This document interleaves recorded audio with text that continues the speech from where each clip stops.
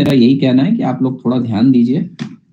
कुछ रिकॉर्डेड देखने का बहाना बनाते हैं, कुछ बोलते हैं हम ये कर रहे हैं वो कर रहे हैं, कैसे पास होगे मुझे बताओ। कुछ ही बच्चे हैं जो डेली सिंसियरली आते हैं, चाहे कुछ भी हो जाए, रात का भी सेशन हो, मौजूद रहते हैं। भैया उनके अलावा मैं बाकी किसी बच्चे को वाउच नहीं कर पाऊंगा, क्योंकि लास्ट रहा हूँ सिलेबस के टेल एंड पे बिल्कुल अपन, और आप सिंसियरिटी खो रहे हैं। सो वो चीज़ अगर हो रही है तो फिर मैं आपके लिए कुछ भी नहीं कर सकता। मैं कितना भी पढ़ा लूँ, 100% कवरेज भी दे दूँ,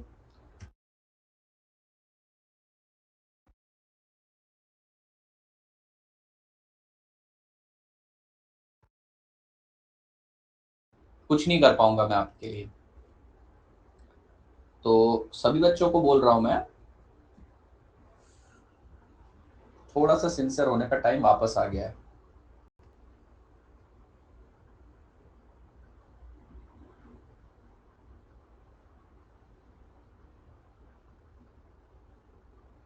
ठीक है, मैं लेट नाइट रिकॉर्डेड करता हूँ। चलो ठीक है, अच्छी बात है बेटा, लेट नाइट रिकॉर्डेड करते हो आप। ओके, कैसा है ना बेटा, सिर्फ त्यौहार आपका नहीं रहता, त्यौहार हमारा भी रहता है। आपसे हम एक क्लास में माना, आप भी 8-9 घंटे क्लास करते हो, हम भी करते हैं 8-9 घंटे। तो ये प्रोफेशन ही ऐसा है ना। अगर आप डॉक्टर होते तो ऐसे करते क्या, भैया त्यौहार आज के दिन मरीज को ट्रीट नहीं करेंगे।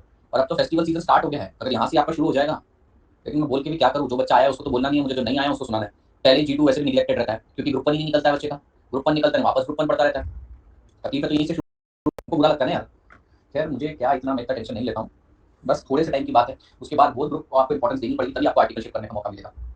New syllabus, just ईगरली waiting for new syllabus. Okay बेटा, बेटा कल हम लोगों ने ना बहुत सारे फॉर्मूलाज किए थे, if you remember them well. अच्छा, कल से स्टार्ट हो जाएगा यूट्यूब पर आपका प्रैक्टिस सेशन। हाँ, मैं वही बोल रहा हूँ, मैं किसको सुनाऊँ समझ में नहीं आ रहा, क्योंकि जो बच्चे यहाँ आ रहे हैं वो तो वैसे भी सिंसियर, उनको बोल के कोई मतलब नहीं। जो नहीं आ रहे, परेशानी उन्हीं की है।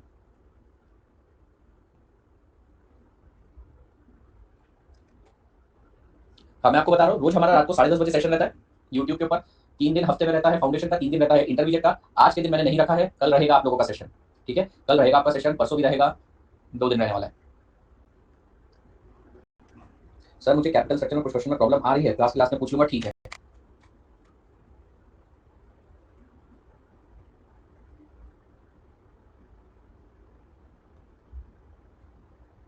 ओके बेटा, कल मैंने आप लोगों को डिस्पोजेबल इनकम के बारे में बताया था। डिस्पोजेबल इनकम का मतलब क्या होता है, income which is available at your disposable. फिर मैंने आपको गंदी और डंदी के बारे में बताया था, GNDI, gross national disposable income. ये नेशनल इनकम की बात है तो NNPFC, पर क्योंकि डिस्पोजेबल की बात करी गई है तो FC नहीं ले सकते, मार्केट प्राइस लेना है, बराबर है। सॉरी, हाँ, और यहाँ पे ग्रॉस बोला है इसलिए ग्रॉस लेना पड़ेगा। Gross national product at market price plus net transfer from rest of the world. उसी तरीके से नंदी का हो जाएगा NNPMP plus net transfer payment from rest of the world. समझ में आ गया, थैंक यू। अब बात करते हैं बेटा, एक क्वेश्चन आता है हमको, स्टेट का भी क्वेश्चन आता है। ठीक है, कि calculate private income, personal income, personal disposable income. आ जाएगा 4-5 मार्क्स के लिए क्वेश्चन, 3 के लिए भी आ सकता है, एक ही क्वेश्चन रहेगा। तो हम पहले तीनों कॉन्सेप्ट को समझते हैं, कैलकुलेशन भी देखते हैं। There are 3 disposable income. अभी हमने डिस्पोजेबल इनकम तो पढ़ी। डिस्पोजेबल इनकम मतलब क्या, income which is available at your disposal. तो बेटा 3 टाइप की डिस्पोजेबल इनकम होती है। पहली होती है प्राइवेट इनकम। सर ये प्राइवेट इनकम क्या होता है? प्राइवेट इनकम का मतलब होता है आपकी पूरी नेशनल इनकम के अंदर प्राइवेट सेक्टर का कितना हिस्सा है। मतलब गवर्नमेंट का सब कुछ हटा दो बेटा, गवर्नमेंट के गवर्नेंस फंक्शन भी हटा दो, गवर्नमेंट की PSU भी हटा दो, सब कुछ गवर्नमेंट का हटा दो बेटा। आपको रखना है हाउस होल्ड और फर्म में प्राइवेट सेक्टर। समझ रहे हो बेटा, हम जानना चाहते हैं हमारे नेशन में प्राइवेट सेक्टर कितना कंट्रीब्यूट करता है, इसे बोलते हैं प्राइवेट इनकम। कैसे निकलेगा, बहुत आसान है सर, नेशनल इनकम लो। नेशनल इनकम में से गवर्नमेंट के गवर्नेंस वाला पार्ट हटा दो, गवर्नमेंट के प्रॉफिट मेकिंग यूनिट जो PSU है वो भी हटा दो, ऐड कर दो net transfer payment from rest of the world, less कर दो net transfer payment from rest of the net transfer payment made to rest of the world. ठीक है, एक और है इसके अंदर, एक और पॉइंट है वो मैं बताऊंगा भी नहीं समझेगा। ठीक है जी, ऐसे आपको मिल जाएगी प्राइवेट इनकम। आइए बेटा, प्राइवेट इनकम क्या आता है।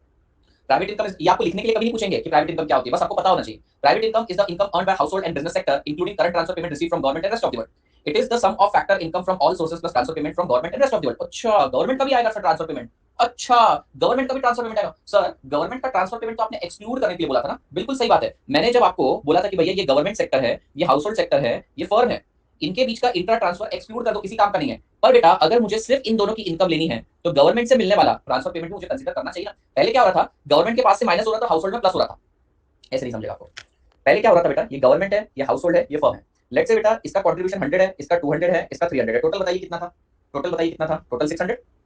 अब भैया इसने 50 का ट्रांसफर कर दिया तो बचे कितने, 50, और वो 50 इसको दे दिए।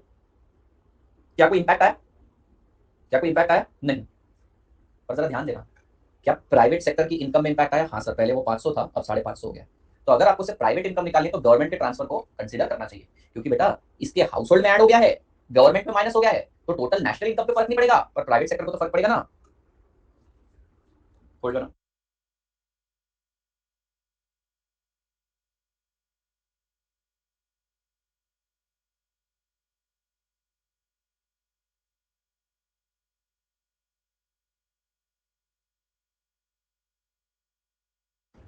ठीक है, बात समझ में।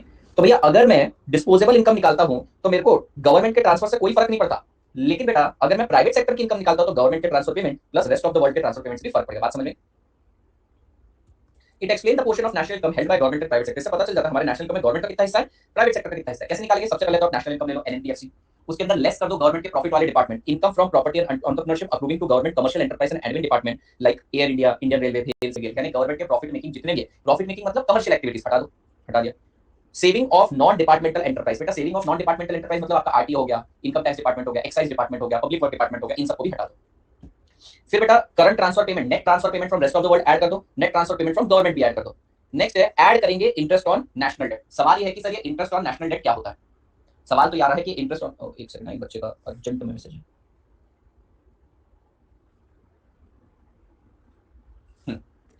सर ये इंटरेस्ट ऑन नेशनल डेट क्या होता है और उसको ऐड क्यों कर रहे हैं? सुनना बेटा, इसके बारे में चर्चा थोड़ी देर बाद होगी जब मैं आज आपको मेथड सिखाऊंगा नेशनल इनकम कंप्यूटेशन के। बेटा कई बार ना गवर्नमेंट को पैसे की जरूरत रहती है, तो गवर्नमेंट क्या करती है, तुम्हें बोलती है तुम गवर्नमेंट की सिक्योरिटीज, नेशनल सेविंग सर्टिफिकेट, इन सारी चीजों में इन्वेस्ट करो ताकि गवर्नमेंट के पास पैसा आ जाए। ऑफ कोर्स गवर्नमेंट तुम्हें उस पर इंटरेस्ट देगी, बराबर। तो बेटा वो जो तुम्हें इंटरेस्ट मिलता है, वो जो तुम्हें इंटरेस्ट मिलता है बेसिकली वो नेशनल इनकम में आना चाहिए। अब आप बोलोगे सर हमने तो कोई गुड्स एंड सर्विसेज नहीं दी। बेटा तुमने अपना कैपिटल प्रदान किया, हाउस होल्ड सेक्टर के पास क्या रहता है, लैंड लेबर कैपिटल होता है, तो उसने अपना, तुमने अपना कैपिटल दिया, तुमने सेक्रीफाइस किया बेटा, बराबर, उसके बदले तुम्हें इंटरेस्ट मिल रहा है, तो ये तो नेशनल इनकम में आना चाहिए, बराबर है कि नहीं? ये तो आना चाहिए ना, क्योंकि एक प्रकार की सर्विस तो दी है तुमने। लेकिन कुछ इकोनॉमिक्स का मानना है नहीं आना चाहिए, कुछ इकोनॉमिक्स का मानना है कि नहीं आनी चाहिए।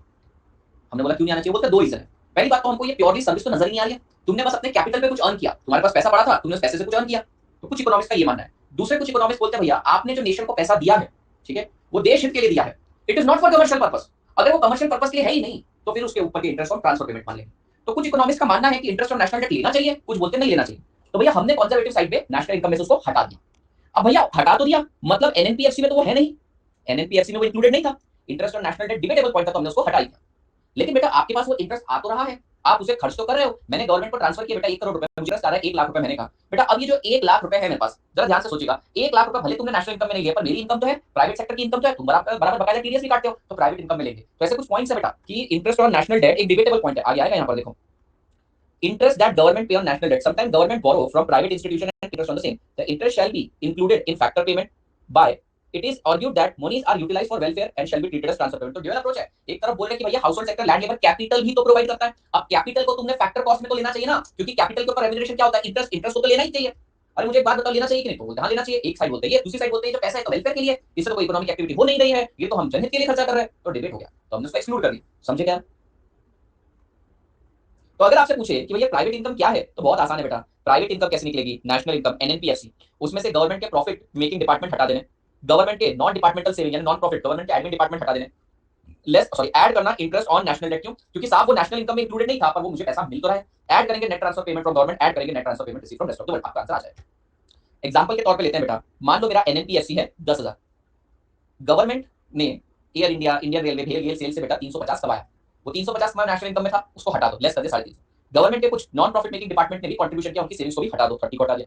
बेटा इंटरेस्ट ऑन नेशनल डेट से मुझे मिला, उसको ऐड किया। Current net transfer payment from rest of the world, net transfer payment from government, दोनों मैंने ऐड कर दिए, मेरा आ गया बेटा प्राइवेट इनकम। तो भैया नेशनल इनकम 10,000 में प्राइवेट सेक्टर का कंट्रीब्यूशन कितना है? सॉरी 1,000 होगा, उसमें प्राइवेट सेक्टर का कंट्रीब्यूशन कितना है? 830।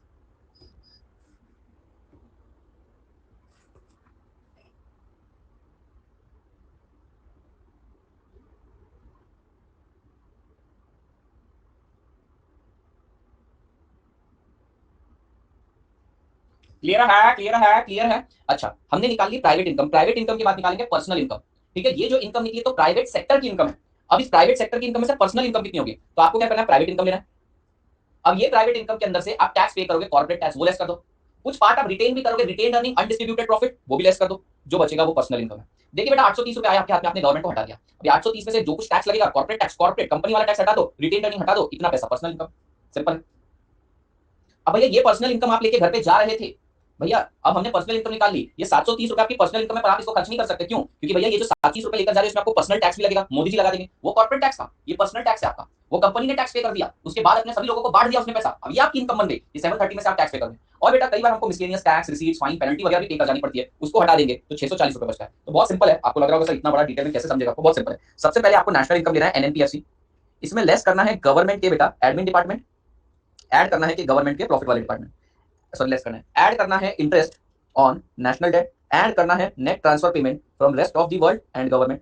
यहां से मिल जाएगी आपको प्राइवेट इनकम। अब प्राइवेट इनकम, प्राइवेट सेक्टर के पास पैसा है भैया, इसमें से कुछ पैसा वो रिटेन कर लेंगे, अनडिस्ट्रीब्यूटेड प्रॉफिट, लेस करेंगे कॉर्पोरेट टैक्स। अब ये पैसा उठा देंगे और बोलेंगे इसको पर्सनल इनकम। अब ये इनकम भी आप खर्च नहीं कर सकते, इसके अंदर से पर्सनल इनकम टैक्स आएगा और कोई भी फाइन, रिसीट्स वगैरह, पेनल्टी वगैरह लगेगी, कोई टैक्सेस लगेंगे, आपको बचेगा पीडीआई, पर्सनल डिस्पोजेबल इनकम। तो ये है फॉर्मूला। भाई आसान से क्वेश्चन होते हैं, आपको you just have to put the value, get the answer, just get yourself comfortable with this.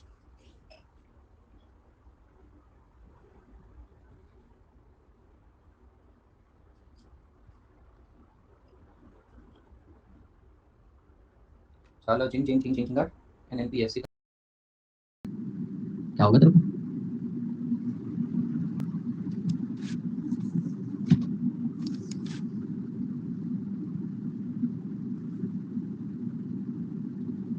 मेरा आज का दिन अच्छा गया, वैसे बोल तो रहे हैं सब राखी 8:30 बजे के बाद है, तो तभी बांधेंगे।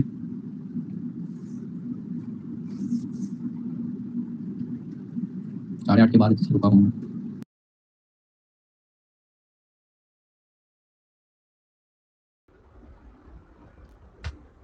अच्छा भैया देखो, मैंने आपको कल के आखिरी के घंटे में या आधे घंटे में जो पढ़ाया प्लस अभी पढ़ाया उसकी समरी है बेटा। गंदी Nandi private income, personal income, personal disposable income. क्या हुआ भाई? की बोलो।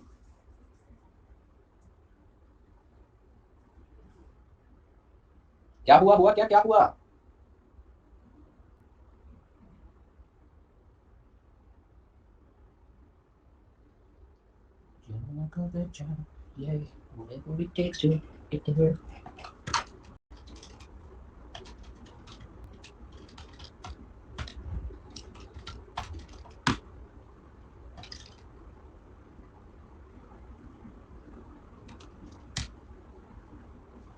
क्या हुआ? हुआ क्या? क्या हुआ?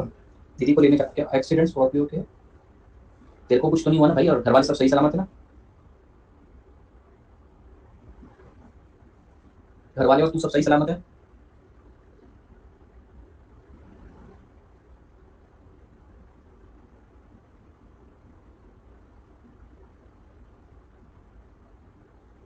गाड़ी तो क्या इंश्योरेंस होगा, ठीक हो जाएगी। इंश्योरेंस होगा वो ठीक हो जाएगी। नहीं नहीं, वो सब ठीक है ना, वो बहुत बड़ी बात है। इंसान यही सोचता रह जाता है कि अरे यार माना हम सब ठीक हैं, लेकिन इतना भी नहीं होना चाहिए था। आप ऐसा सोचो आप ठीक हैं, शायद ऊपर वाले ने बड़ी कीमत की जगह छोटी सी कीमत ली तुमसे। कीमत तो जानी थी, बहुत छोटी कीमत थी। मैं खुश हूँ, तू उदास होगा, लेकिन मैं भैया खुश हूँ, तुम सब ठीक हो। मतलब कोई तरलीफ फील हो रहा है, ऑल दो मैं तेरे शक्ल नहीं देखी मैंने आज तक, पर मेरे को ऐसा लगा भैया अपना परिवार का कोई इंसान सेफ है। तो आई एम ओके, मुझे ठीक लगता है। पैसा सच में आता जाता रहता है बेटा, परिवार ये इंपॉर्टेंट है। चलिए ओके। ओके सर, अचानक से गाड़ी के सामने आ गई, सामने वाले को भी कुछ नहीं हुआ ना? बस सब जिंदा है ना? बस बहुत बुरा बुरा टाइम आता है। गाइस काओ, अच्छा गाय, काओ, अच्छा गाय, काओ काओ, तो गाय नहीं बची होगी। ठीक है, तो ये तो बुरा हुआ। हमारी मेड थी, सोसाइटी की मेड थी, वो बताता हूँ, मावशी बोलते थे उसको हम सब। ये बात है 2020 की, 22 है ना? हाँ, 2020 की बात है। 2020 की बात नहीं, 2021 की बात है, पिछले साल की बात है। दिवाली का टाइम था और उसने बोला था, मेरी मम्मी के पास आई थी एक साड़ी लेके, बोलती है, उम्र थी उसकी करीब करीब ऐसा समझ लो 50 एक साल, बोलती है कि मुझे ये साड़ी बहुत पसंद है, मैंने ले लिया, मैं कैसी लग रही हूँ इसके अंदर? तो मेरी मम्मी क्या है ना, सबके साथ बहुत अच्छा बिहेव करती है, क्यों ना करें, सब इंसान है। तो बहुत अच्छे से मेरी मम्मी ने बोला बहुत अच्छी लगोगी इसके अंदर वगैरह वगैरह। उसको मम्मी ने एक्स्ट्रा पैसे भी दे दिए 1000, बहुत खुश थी। बोलती है अभी मैं मेरे गाँव जाने वाली 3-4 दिन, मेरे बच्चों के देखने वगैरह। बच गई है सर, उधर कुछ लोग थे उन्होंने पत्थर मार दिए, गाड़ी में तब टूट गया शीशा। ठीक है चलो ठीक है। तो भैया वो थोड़े से पैसे बचाने के चक्कर में, या फिर समझे गरीब लोग क्या करते हैं, हर संसाधन से जाने की कोशिश करते हैं। जैसे एम्बुलेंस में जा रही थी वो, और एम्बुलेंस का एक्सीडेंट हो गया, ऑन स्पॉट सारे लोग मर गए अंदर उसके। तो वही बोल रहा हूँ कि अपने को पता नहीं रहता कब क्या कैसे हो सकता है। वो एक रात पहले ऐसा था कि वो खुशी खुशी बोल रही थी मैं जाने वाली हूँ अभी, तो ऐसा हुआ। और एम्बुलेंस जैसी सेफ चीज़ के अंदर देखो, कुछ भी होता है, हमें शुक्रगुजार रहना चाहिए। मैं कितनी एज है मेरी बेटा, मेरी उम्र है अभी 28 चल रही है। मैंने ना इतनी चीज़ रियलाइज़ करी है कि धन वापस आ जाता है, चीज़ें वापस आ जाती है, व्यवहार एक बार खराब हो गया, रिश्ते खराब हो गए, हेल्थ खराब हो गई, ये नहीं कभी रिपेयर। रिश्ते भी चलो ठीक है, व्यवहार भी ठीक है, लेकिन भैया health is actually the wealth. आप में से बहुत सारे पूजा मैम को जानते हैं, पूजा दयारानी मैम को, ठीक है?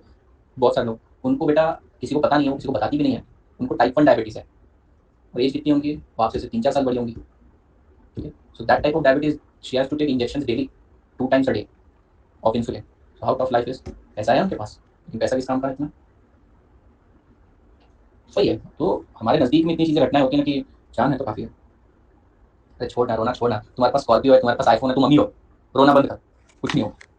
चलिए, कुछ नहीं होगा, तुम जिंदा हो, सब ठीक है, गाय ठीक है, बात खत्म। GDP, real GDP versus nominal GDP, गजब का कॉन्सेप्ट है बेटा, गजब का कॉन्सेप्ट है। अच्छा दर्शन, बेटा ध्यान देना, जीडीपी कैसे निकलता है बेटा? जीडीपी निकलता है sir goods and services produce की मनी वैल्यू। तो बात करते हैं बेटा वर्ष 2019 की। वर्ष 2019 के अंदर क्या हुआ बेटा? आपने समझिए गुड्स एंड सर्विसेज प्रोड्यूस किए 1000, जिसका प्राइस था बेटा एवरेज प्राइस, ठीक है? हमने सारे गुड्स एंड सर्विसेज ले लिए और उसका average price, just for example average price है 200 रुपए। तो बेटा हमारा जीडीपी कितना हो गया? 2 लाख रुपए। वर्ष 2020 आया, 2020 में क्या हो गया बेटा? हमने गुड्स एंड सर्विसेज प्रोड्यूस किए 900 और उसका प्राइस कितना हो गया बेटा? प्राइस हो गया 250 इन्फ्लेशन के कारण। तो बेटा 2,25,000।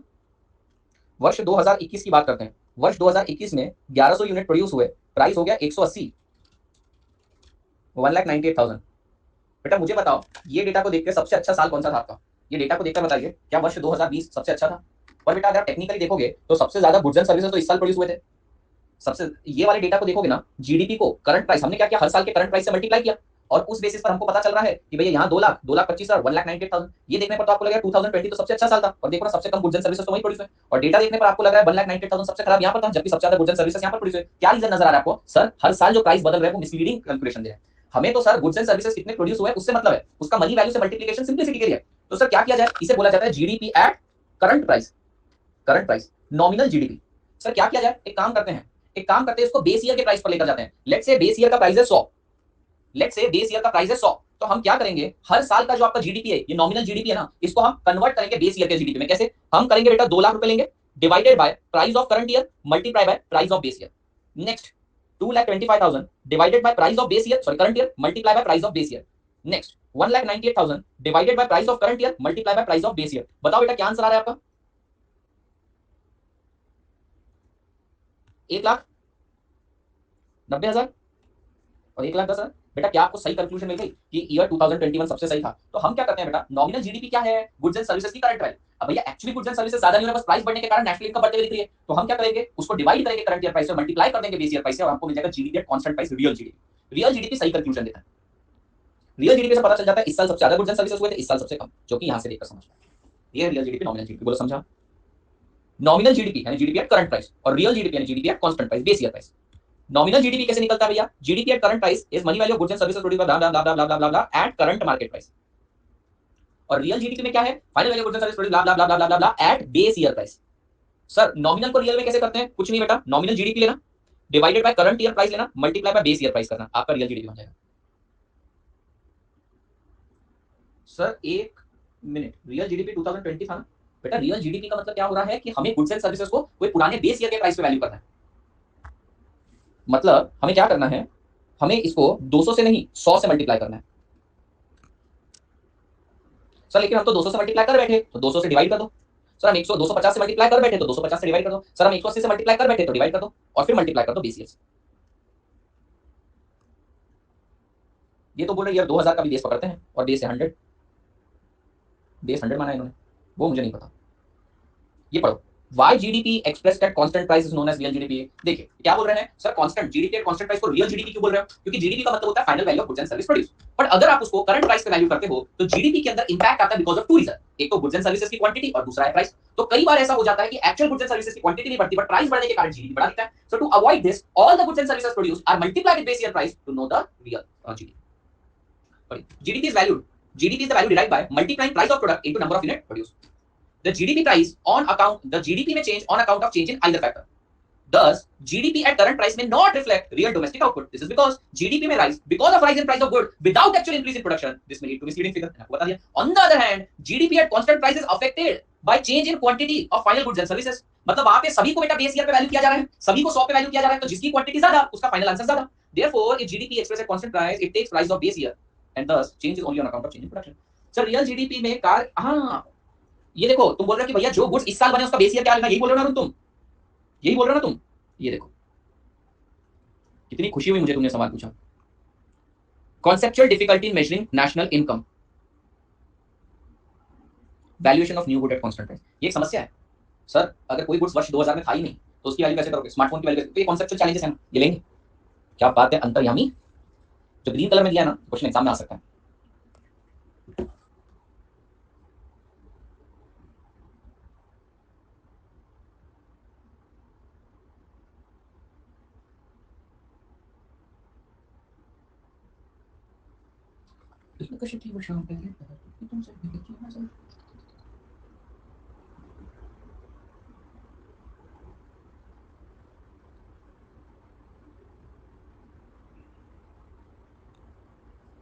हो गया जी, हो गया, हो गया, क्या हो गया। चलो जी आगे बढ़ते हैं। चलो जी आज मैं लूंगा 8:15 तक। आज का टॉपिक बहुत इंटरेस्टिंग है और आज का हमको करना इसलिए भी जरूरी है क्योंकि कल किसी भी हालत में हम लोगों को, कल भी लेक्चर है ना, कल हमको किसी भी हालत में कंप्लीट करना है बेटा जो 3 मेथड है, नेट प्रोडक्ट मेथड जिसको वैल्यू एडेड मेथड बोलते हैं, इनकम मेथड, एक्सपेंडिचर मेथड, कल किसी भी हालत में खत्म करना है क्योंकि कल शाम से स्टार्ट हो जाएंगे उनके रिवीजन, उनके ऊपर बेस्ड जितने भी प्रैक्टिकल क्वेश्चन है, तो कल भी चलेंगे, परसों भी चलेंगे। चलिए कुछ लिमिटेशन है बेटा नेशनल इनकम की। अच्छा सर कुछ लिमिटेशन है, बताइए क्या लिमिटेशन है बेटा। कुल मिला के मैंने आपको जितना कुछ पढ़ाया है अब तक, आप देख रहे हैं 5वां लेक्चर है, मैंने आपको सिर्फ 1 या 2 क्वेश्चन ऐसे बोले होंगे जो आपको याद करने पड़ेंगे, जैसे कि importance of national income measurement, फिर सर्कुलर फ्लो की इंपॉर्टेंस क्या है, तीसरा ये है और नीचे चौथा है। ठीक है, तो ऐसे कुछ कुछ ही क्वेश्चन आते हैं तो आप याद कर सकते हो, बाकी तो सब अंडरस्टैंडिंग बेस्ड है। Okay, limitation of national income बेटा, नेशनल इनकम की लिमिटेशन क्या है। सबसे पहला इनकम डिस्ट्रीब्यूशन। बेटा नेशनल इनकम से आपको ये पता चल जाएगा, नेशनल इनकम से आपको ये पता चल जाएगा कि आपकी नेशनल इनकम ज्यादा है या कम है, पर ये नहीं पता चलेगा कि लोगों के पास कितना पैसा है बेटा, आपको ये चीज नहीं पता चल पाएगी। Increase in national income and per capita income is the sign of welfare. अच्छी बात है, इनकम बढ़ रही है, नेशनल इनकम बढ़ रही है, मतलब देश का कहीं तो हित हो रहा है। However the distribution of income also plays an important role. Relative inequality in distribution of income implies that the gap between rich and poor is widening, while increase in per capita income has not benefited society as a whole. अब जरा देखिए बेटा, अगर समझ लीजिए इस class की national income थी 100 और इस क्लास की टोटल नेशनल इनकम हो गई 200, क्या लगेगा देख के, आप ही बताइए। सर देखने पर तो ये लगेगा कि नेशन ने ग्रोथ अचीव करी है, बट मान लो बेटा कॉन्सेंट्रेशन कुछ ही लोगों के पास है, 180 रुपीज कुछ ही लोगों के पास है और बचे हुए लोगों के पास 20 रुपए है सिर्फ, तो बेटा क्या ये रियल ग्रोथ है? नहीं। तो नेशनल इनकम आपको टोटल ओवरऑल एग्रीगेट कैलकुलेट करके बताता है, वो बेटा ये नहीं बताता कि रिच कितना रिच होता जा रहा है, पुअर कितना पुअर होता जा रहा है, इसको रोका कैसे जाए। It is just a report card, वो सिर्फ आपको कच्चा चिट्ठा बताएगा बेटा। Next, increase in GDP is taken as sign of economic welfare. ये बोल रहे जीडीपी का बढ़ना बहुत अच्छी बात है, but if the increase in GDP is on account of long working hour, employment of child labour, polluted working environment, such GDP is not real sign of welfare. बोले जीडीपी का बढ़ना is good thing, perfect, but भाई आप child labour employ कर रहे हो, polluted environment, long working hour, no weekends, ये कैसे भैया जीडीपी, जैसे चाइना का हाल हो चुका है। तो ये रियल वेलफेयर थोड़ी, जीडीपी बढ़ जाएगी आपकी, नेशनल इनकम बढ़ जाएगी, पर ये क्या है भाई। तो ये बोल रहे देखो लिमिटेशंस है, पहली बात कि बढ़ती हुई नेशनल इनकम, बढ़ता हुआ पर capita income is good, but उसका डिस्ट्रीब्यूशन भी तो इंपॉर्टेंट है ना। दूसरा, अगर जीडीपी बढ़ाने के लिए बेटा आप long working hours, polluted environment, child labour, exploitation कर रहे हो, तो ये क्या है। नेक्स्ट, जीडीपी आपको बताता है how much goods and services is produce, ये आपको ये नहीं बताता कि क्या प्रोड्यूस किया है। मतलब जीडीपी अगर मेरे को बढ़ानी है तो मैं guns guns guns guns guns बना के तो बढ़ा सकता हूं, लेकिन ग्रेन्स तो बन ही नहीं रहे। तो सिर्फ जीडीपी का फिगर बढ़ाने के लिए लोग क्या करते हैं बेटा, ऐसे भी प्रोडक्ट बनाते हैं जो किसी काम के नहीं है। जैसे यूएस आर्मी, यूएस देख लो, यूएस सबसे बड़ा आर्म्स एंड एम्यूनिशन का सप्लायर है वर्ल्ड के अंदर, जीडीपी उसकी नंबर 1 है बेटा, लेकिन देखो ना वो क्या करता क्या है, वो अपनी जीडीपी बढ़ाने के लिए बना क्या रहा है। So how much is produced is determine GDP, it does not reflect what is produced, को क्या प्रोड्यूस हो रहा है इससे कोई फर्क नहीं। Thus, if governments are producing more weapon gun and spending more on national and state security, GDP will rise, but welfare is ignored. आप देखिए जापान में कैसा कल्चर है। जापान में अगर एशिया के अंदर, इंडिया को छोड़ दो बेटा, एशिया के अंदर अगर आप सोते सोते काम पे नैप ले लेते हैं ना, it is considered as healthy sign. और काम करते टाइम अगर आप झपकी मार लेते हैं ना बेटा, और शिद्दत से आधे घंटे की झपकी मार लेते हैं ना, आपकी एफिशिएंसी बहुत ज्यादा बढ़ जाती है।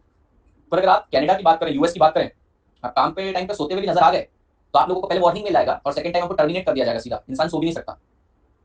ये यूएस कल्चर है। और अगर आप यूरोपियन कल्चर देखेंगे, European culture laid back culture है, आराम से 11 बजे जाने का, ठीक है, बीच में गप्पा गोष्ठी गानी करने का, बेटा खाना वाना खाने का, शाम को आराम से निकलने का, चिल मारने का, हफ्ते में 4 या 5 दिन काम करने का, पर जितना भी टाइम करेंगे दिमाग लगाते हैं। इंडिया ने क्या किया बेटा, इंडिया ने सब जगह से सब अडॉप्ट कर लिया। जापानीज कल्चर से अडॉप्ट कर लिया कि सो जाने का, तो सो भी जाते हैं। यूरोपियन कल्चर से अडॉप्ट कर लिया क्या कि भैया चिल मार के काम करने का, कर लिया, एफिशिएंसी तो उनकी भी नहीं उठाई हमने। और फिर हमने सोचा हमें हमारा भी तो कुछ चाहिए, तो हम इनएफिशिएंट बन जाते हैं, तो हम इनएफिशिएंट भी है, सोते भी हैं और चिल भी मारते हैं। अरे वहां के वीकेंड्स आर लाइक वीकेंड। अब अपने वीकेंड में क्या होता है, घटिया वीकेंड होते हैं इंडिया के अंदर। अगर आप जाओ बेटा छुट्टी मनाने लोनावला जाओ, पूरा जाम, इंसान वही मर जाता है, गाड़ी के अंदर बर्गर वगैरह खा रहा है, बस वही वही मर गया, वही पे खत्म, जाने में आधा टाइम, आने में आधा टाइम खत्म उसका। ठीक है, एक दिन रात को बैठे दारू पिएगा बस, और बोलेगा chill bro what life, one life करेगा। अबे वन लाइफ ही है, सच्ची बात है, वन लाइफ और बर्बाद हो रही है। यूएस और आप यूरोपियन कंट्री में देखो बेटा, बकायदा 2 दिन की छुट्टी, वो क्या करते हैं, कैंपिंग पे निकल जाते हैं, बच्चों को कैंपिंग पे लेकर चले जाते हैं। ठीक है, वो कारपेंटरी का भी काम सिखाते हैं बच्चों को अपने। फिर बेटा वो लोग बाइक्स वगैरह बनाते रहते हैं, अपनी कस्टमाइजेशन करते हैं, वो मस्त लाइफ है उन लोगों की, they enjoy their life. India में मत, इंडिया में आप देखो, अच्छा यूएस के लोग क्या होता है, उन लोगों को ना विंटर वेकेशन मिलता है, तो क्या करते हो, छुट्टी पे चले जाते हैं 1 महीने की। हिंदुस्तान में तुम इमेजिन कर सकते हो कोई इंसान 1 महीने की छुट्टी पर है, नौकरी से निकाल देंगे उसको, धंधा ही बंद पड़ जाएगा। मुश्किल है हमारे देश। हाँ कर, मुश्किल है हमारे यहाँ। देखो मरने के बाद शांति है बेटा, हिंदुस्तान में क्या बोलते हैं बेटा, मौत ही सुकून है, क्योंकि तुमने जीवन को इतना कष्ट वाला बना दिया। क्या करें, छोड़ो। सो भैया पहली बात, इनकम का डिस्ट्रीब्यूशन भी इंपॉर्टेंट है, जो नेशनल इनकम देखता नहीं। दूसरा, जीडीपी अगर long working hours, polluted environment, child labour के कारण बढ़ रहा है तो कैसी इंक्रीज है। Next, how much is produce, इस पे ध्यान है, क्या प्रोड्यूस हो रहा है, तेल लेने लगा। If more capital goods are produce, GDP will rise, but welfare may not increase in same manner. क्या बोल रहे हैं, हम कैपिटल गुड्स ही बनाते जाएंगे, प्लांट एंड मशीनरी, यही सारी चीजें बनाते जाएंगे, कंज्यूमर गुड्स नहीं बनाएंगे। अरे भैया तुम कैपिटल गुड्स बनाओगे तो जीडीपी तो बढ़ेगा, पर इंसान कंज्यूम क्या करेगा, तुम उसके लिए कंज्यूमर गुड्स नहीं बना रहे हो, तुम उसके वेलफेयर के लिए गुड्स नहीं बना रहे हो, तो जीडीपी तो ऐसे भी बढ़ाई जा सकती है कैपिटल गुड्स इंफ्रास्ट्रक्चर पे, लेकिन कंज्यूमर गुड्स का क्या। Exclusion of non market transaction, बेटा देखिए मैंने मेरे घर के पिछवाड़े में, बेटा घर का पिछवाड़ा है ना, कि घर के बैकयार्ड में सब्जियां उगाई, अब गुड्स एंड सर्विसेज तो प्रोड्यूस हुए, अरे मानते हो नहीं, गुड्स एंड सर्विसेज तो प्रोड्यूस हुए, पर ये मार्केट में बिका ही नहीं। तो भैया मैंने गवर्नमेंट को चूना लगा दिया, कैसे, अरे गुड्स एंड सर्विसेज तो प्रोड्यूस हुए, मार्केट में बिके ही नहीं, इसलिए money value zero, national income में आए नहीं, उड़ी बाबा, उड़ी बाबा। मैंने मेरे दोस्त को फ्री में ऑडिट करके दे दिया भैया, अब भैया ये तो मैंने पैसा ही चार्ज नहीं किया, ऑल द सर्विस जनरेट हुई है, तो मैंने बोला service of audit multiply by price zero, national income zero. अरे यार तो ये तकलीफ है। Exclusion of non market transaction, some of the non market transaction increases the welfare but does not contribute to GDP, such as providing music class to the society student. बेटा ये भी देखो, इससे आपको गुड्स एंड सर्विसेज तो provide कर, national income को तो गुड्स एंड सर्विसेज से ही मतलब था, वो तो मिला, लेकिन प्राइस जीरो था, इसलिए काउंट ही नहीं हुआ। Exclusion of leisure, exclusion of leisure मतलब आराम हराम है, while the leisure add welfare it is not counted for GDP and hence GDP increase may call for long working hours and leisure में भी बोले जीडीपी बढ़ाने के लिए आराम हराम है बोलना चालू कर देंगे। हमारे तो भैया पहले प्रधानमंत्री ने भी ये बोल दिया आराम हराम है, कैसे आराम हराम है बेटा, करने का चिल भी करने का काम भी करना।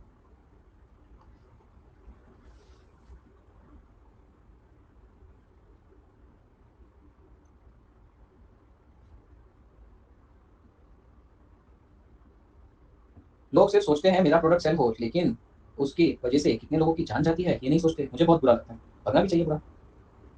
सही बात है सर, अब आपकी मे 23 वाली बैच शुरू होगी तो उसमें पहले क्या करवाओगे, मैं रिविजन के लिए आ जाऊँ तो चलेगा। अदिति मे 23 सब्जेक्ट कौन सा, कॉस्ट 18 तारीख से फिर से आ जाओ। इस बार क्या हुआ है, हमने अगली बार बैच तो चालू करी थी, पर इस बार बच्चों के मन में इतना डाउट था हम पास होंगे नहीं होंगे, होंगे नहीं होंगे, कि अगली बार बैच में ज्यादा बच्चों ने एनरोल किया ही नहीं। तो मेजर चंक तो अभी आने वाले हैं, उनको तो मुझे पढ़ाना ही है, तो मैं फिर से करवाऊंगा, तो उसमें आ जाएगा। बट हाँ क्लासेस 1.5 घंटे की रहेगी शिद्दत से, और मैं चैप्टर स्टार्ट करूंगा मटेरियल से, तो जस्ट इन केस अगर आपने सर्विस कॉस्टिंग कर भी रखा है आधा पूरा बाद में देख लेंगे, ठीक है। मटेरियल से स्टार्ट करेंगे, मटेरियल, ठीक है। बेटा ये समझे क्या 6 पॉइंट, पहला नेशनल इनकम आपको इनकम का डिस्ट्रीब्यूशन में कोई मदद नहीं करता है। दूसरा, जीडीपी अगर लॉन्ग वर्किंग आवर्स के कारण, पोल्यूटेड एनवायरनमेंट के कारण, चाइल्ड लेबर के कारण बढ़ रही तो वेलफेयर नहीं है। तीसरा, क्या प्रोड्यूस कर रहे हो ये इंपॉर्टेंट नहीं है, जीडीपी में कितना प्रोड्यूस कर रहे हो वो इंपॉर्टेंट है, how much you produce is important, ये भी गलत बात है, ठीक है। उसके बाद बेटा कैपिटल गुड्स बनाओगे तो भैया जीडीपी बढ़ेगा, बट वेलफेयर का क्या हुआ, नॉन मार्केटेबल ट्रांजेक्शन का क्या हुआ, और आराम का क्या। ये 6 पॉइंट आपको याद करने पड़ेंगे। चलिए अब भैया नेशनल इनकम को मेजर करने में कुछ कॉन्सेप्चुअल डिफिकल्टीज भी है बेटा। कैसी डिफिकल्टीज है sir, there are certain difficulties in measuring national income. The first is lack of agreed definition of national income. भैया 8 डेफिनेशन दे दी तुमने, हाँ एनएनपीएससी बोलते हो, कभी एनएनपीएमपी लेते हो, कभी जीडीपी लेते हो, कभी एनडीपी लेते हो, क्या भैया कहना क्या चाहते हो बेटा।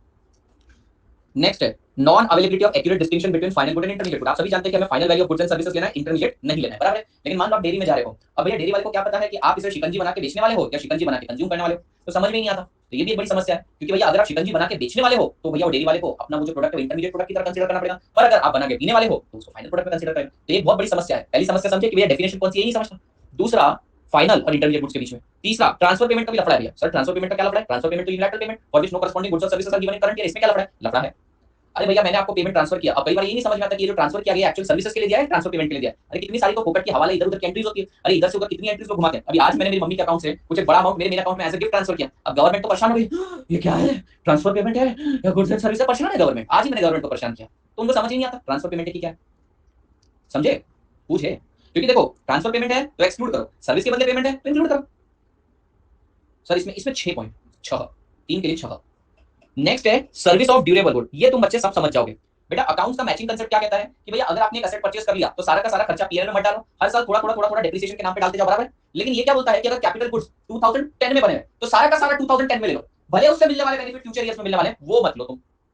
फिर ड्यूरेबल गुड्स का क्या भैया, भैया ये खरीदा गया एक साल में, बेनिफिट दे रहा है मल्टीपल ईयर्स में, आप उसको एक ही साल में कैसे काउंट कर सकते हो। तो ऐसे तो कोई कोई साल ओवर इन्फ्लेट होते हुए दिखेगी नेशनल इनकम, पर क्या करें। Next, difficulty of incorporating distribution of income. ठीक है ये पॉइंट आप नहीं भी लिखोगे तो चलेगा, मीनिंग समझा देता हूं। ये बोल रहा है कि भैया इनकम किसको कितनी मिली ये बताना मुश्किल है, आप तो हमें ओवरऑल एग्रीगेट लेवल पे बता रहे हो, मेरे को लगा कुछ ज्यादा ही उम्मीद पाल ली नेशनल इनकम से। नेक्स्ट है valuation of goods and services at constant price. समझिए हमने ईयर 2000 को हमारा बेस ईयर माना और बोला हमारा बेस ईयर प्राइस है 100।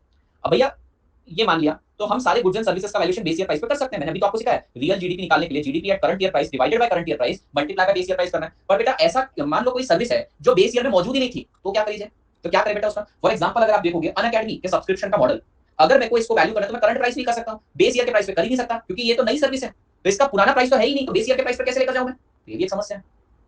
वैल्यूएशन ऑफ गवर्नमेंट, ये भी एक समस्या है सर। समस्या है, समस्या नाम ही लिमिटेशन है ना बेटा। गवर्नमेंट आपको गुड्स एंड सर्विसेज प्रोवाइड करती है हाईली सब्सिडाइज्ड रेट, तो भैया गवर्नमेंट भी गुड्स एंड सर्विसेज प्रोड्यूस करती है पर उसकी वैल्यू डिग्रेड करके देती है। 1000 रुपए की चीज 500 रुपए में देती है तो नेशनल इनकम अंडर स्टेट हो रही है। अरे फेयर मार्केट वैल्यू पर ले नहीं रहा तो गवर्नमेंट की गुड्स एंड सर्विसेज, गवर्नमेंट तुम्हें नेशनल डिफेंस की सर्विस देती है, गवर्नमेंट तुम्हें फ्री वाटर देती है, तो गुड्स एंड सर्विसेज तो दे रही है पर प्राइसेस है ही नहीं, तो इसका क्या करना, ये भी समस्या है। इनएक्यूरेसी ऑफ डेटा, देखो मेरी क्लास में मौजूदा सभी बच्चे ये इनएक्यूरेसी ऑफ डेटा को समझ पाएंगे क्योंकि आगे जाके सीए बनने के बाद तुम ही एक्यूरेट डेटा को इनएक्यूरेट बना के दोगे अपने क्लाइंट को। इनएक्यूरेसी ऑफ डेटा, अरे कोई बात नहीं ना, घुमा दो साहब आपका टैक्स बन रहा है 5 लाख रुपए, आप बताइए आपको भरना कितना है, अरे मन तो रिफंड चाहिए, अच्छा रिफंड चाहिए कोई बात नहीं, गवर्नमेंट टू गई तेल लेने, चल मैं सब रिवर्स कैलकुलेशन करके बताता हूं, ओह कांग्रेचुलेशन 2 लाख का रिफंड आ रहा है, शाबाश। डेटा इनएक्यूरेट है। रिलायबिलिटी ऑफ अवेलेबल डेटा, बेटा एक तो डेटा अधूरा जितना है वो भी इनकम्प्लीट और उस पर भी भरोसा नहीं किया जा सकता। जी थी ना, गजब बेइज्जती थी भैया। पहले तो डेटा इनएक्यूरेट, इनएडिक्वेट, वो भी रिलायबल नहीं। Presence of non monetize sector, मैंने आपको बताया कि आप किसी को फ्री में पढ़ा रहे हो, फ्री में युवा क्लासेस ले रहे हो, तो भैया गुड्स एंड सर्विसेज तो प्रोड्यूस हो रही है पर इसका पैसा नहीं है, नेशनल इनकम में नहीं है। प्रोडक्शन फॉर सेल्फ कंजम्पशन, मैंने मेरे घर के पिछवाड़े में सब्जियां उगाई, बेटा घर का पिछवाड़ा बोल रहा और क्या बोलूं, बैकयार्ड क्या ही बोलेंगे, घर के पिछवाड़े में सब्जियां उगाई बेटा, अब वो सब्जियां मार्केट में बेच नहीं रहा, वो सेल्फ कंजम्पशन के लिए सब्जियां, तो भैया गुड्स एंड सर्विसेज तो प्रोड्यूस हो, काउंट ही नहीं हुआ। अब इसमें से कोई 6 आप देख लीजिएगा, कोई नहीं कौन सा मुझे बताइए। हाँ क्या है, एनुअल इन्फॉर्मेशन स्टेटमेंट ना। अरे एनुअल इन्फॉर्मेशन स्टेटमेंट बहुत गजब की चीज है भैया, ठीक है बहुत गजब की चीज है। मेरे जैसे इंसान को तो बहुत मजा आया। मेरा तुम नहीं भी मानोगे, एक स्टेटमेंट आता है बेटा जो पैन के साथ लिंक है, आपने साल भर में क्या होता है जब इनकम टैक्स का रिटर्न फाइल करते हैं तो हमारा सीए या हम खुद एटीसी एटीडी एटीजी ये सारे डिडक्शंस मांगते हैं, बराबर है कि नहीं मांगते हैं ये सारे डिडक्शन, और जितने हमको याद रहते हैं उतने हम ले पाते हैं। बहुत हमारे पास अकाउंटेंट तो होता नहीं अकाउंटिंग करने के लिए, टैली वाली कुछ नहीं होता, हमें जितना उधड़ा याद है बस बोल दिया हाँ ठीक है इतना, वो डाल देता है तो कई बार चीजें छूट जाती है। अब एनुअल इन्फॉर्मेशन स्टेटमेंट में क्या हो गया बेटा, annual income statement, annual income information, उसके अंदर क्या है सब कुछ दिख जाता है। तो इस बार आप नहीं भी बोलो तो मेरा 1 लाख रुपए का टैक्स बच गया इसके कारण, क्योंकि मैं कुछ डिडक्शन क्लेम करना ही भूल गया था, मेरे को पता नहीं था। अच्छा एटीसी का मेरे को तो लगा सिर्फ 50,000 का मेरे को लेना है, अरे बाप रे वहां पर इतनी इन्वेस्टमेंट कर रखी है, 2.5 लाख का ले लो, मैक्सिमम लिमिट 1.5 लाख की, तो 1.5 लाख मैं 50 का ले रहा था, 2.5 तक चला गया था एटीसी, तो फिर मैंने 1.50 कर लिया, पता है ना 1.50, तो देखो मेरे लाख लाख वही मोटा मोटी बच गए। कितने मैंने ट्रांसफर किए बेटा, ये जो चाइल्ड वेलफेयर वगैरह वगैरह ट्रांसफर करते हैं, कितने तो पैसे ट्रांसफर किए मेरे को याद ही नहीं, एटीजी के अंदर याद ही नहीं। तो मैं सेक्शन याद नहीं कर पाया क्यों नहीं सर। थर्ड पॉइंट बोल रहा है इशू ऑफ ट्रांसफर पेमेंट। आज मैंने मेरी मम्मी से बेटा उनके अकाउंट में से सारे पैसे मेरे में ट्रांसफर कर दिए, गवर्नमेंट परेशान है। आदित्य शर्मा ने धृति पब्लिकेशन को कोई सर्विस प्रोवाइड करी है क्या, कही है तो तुरंत नेशनल इनकम में ले लेता हूं, पर बेटा वो तो ट्रांसफर पेमेंट था, मैंने कोई गुड्स एंड सर्विसेज नहीं प्रोवाइड करे, मैंने तो बस उनके अकाउंट से मेरे में कॉन्ट्रा मारा, समझे। 50% सब्जेक्ट ऑफ कंडीशन पे मिलता है, 100% मिलता है ना एटीजी का, तो एटीजी मतलब वही ना डोनेशंस ना, 100% है। 4 टाइप है ना, बता दें वो अपने सीए का दिन रात का काम है, मैं काय को कोपरा खपा हुआ अपना, ज्यादा ही मेरे को लगा एटीजी में कुछ नहीं मिल रहा, डोनेशन बंद कर देंगे और क्या ही कर सकते हैं। एटीजी गवर्नमेंट ग्रांट है।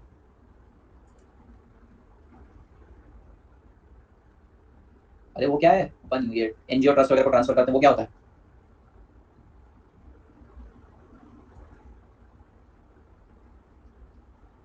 एटीजी होता है ना बे, हमारे टैक्स का नॉलेज इतना खराब है, मेरे को कंफ्यूजन,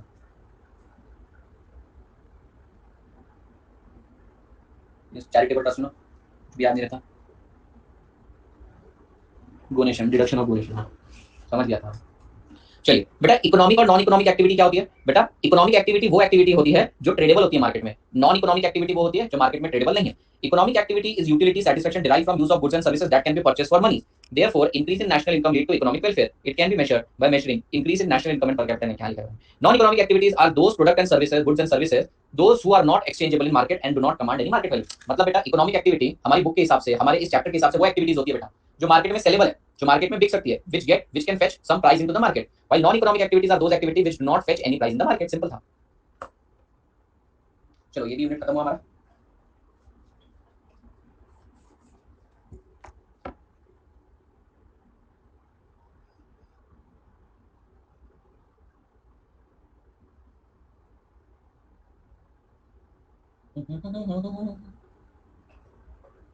इस यूनिट में याद करने लायक कुछ नहीं है, मैंने आपको जो 2 यूनिट पढ़ाया ना उसको टोटल पढ़ने में, समझने में, कॉन्सेप्ट को रिकैप करने में आधा घंटा लगेगा, आधा और आधा।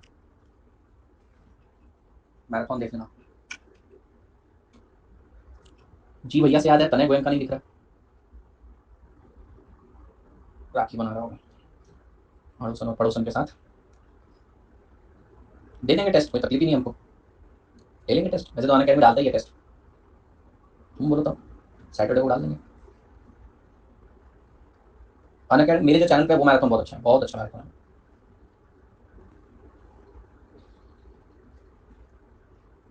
कितने प्रोडक्ट लिखते थे मेरे, हाँ उसके बाद वाला जो तुम बोल रहे हो ना, उसके बाद वाला तो बनाए थे मैंने। कितने प्रोडक्ट लिखते थे मेरे, मैं आपको बताऊं, धड़ल्ले से बेचते था। एक दिन में हम सेल निकाल के 100 प्रोडक्ट निकाल देते थे। क्या क्या जमाना था वो, मस्त था। सुप सुप सुप, पीढ़ी जीडी जीडी पीढ़ी, सुप सुप सुप निकालते थे। वहां पे हमारा ऐसा था, एक वीडियो आया मतलब मिनिमम 20 प्रोडक्ट हो गए। बिल्कुल हमको याद था। आज रक्षाबंधन है ना, रक्षाबंधन पे 10-20% सुप सुप सुप निकल गए।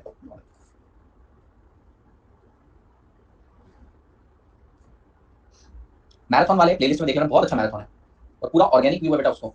2 साल में 60,000 बच्चों से ज्यादा बच्चों ने देखा, मैंने भी देखने कितने व्यूज है। बिल्कुल मैंने उसमें ना ही कोई एक पैसे का बूस्ट लगवाया, ना एडवर्टीजमेंट करी।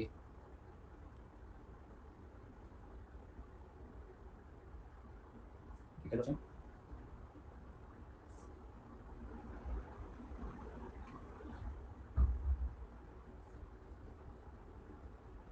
75,000 एक साल में 75,000 इज गुड ना, इट इज गुड।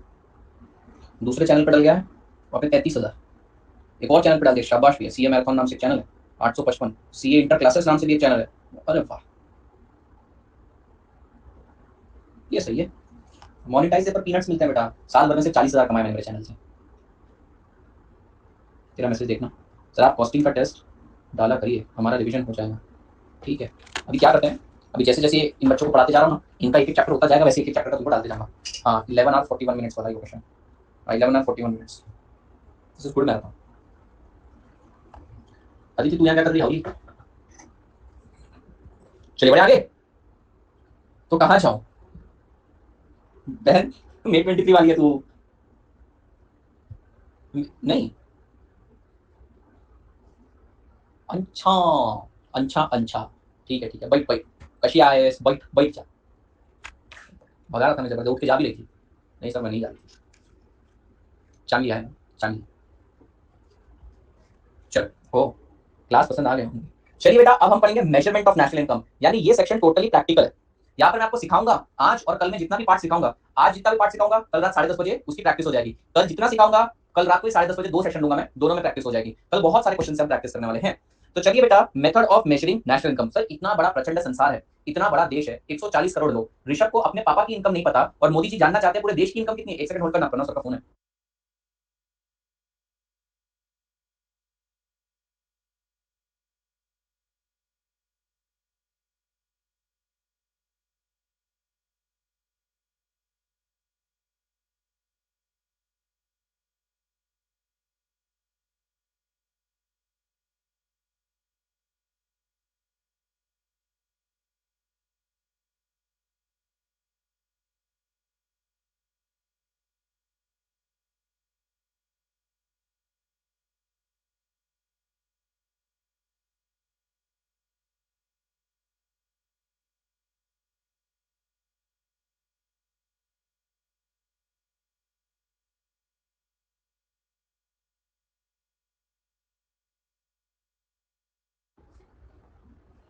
ग्रुप में मैराथन की लिंक डाल देना, ठीक है मैं कुछ करता हूँ।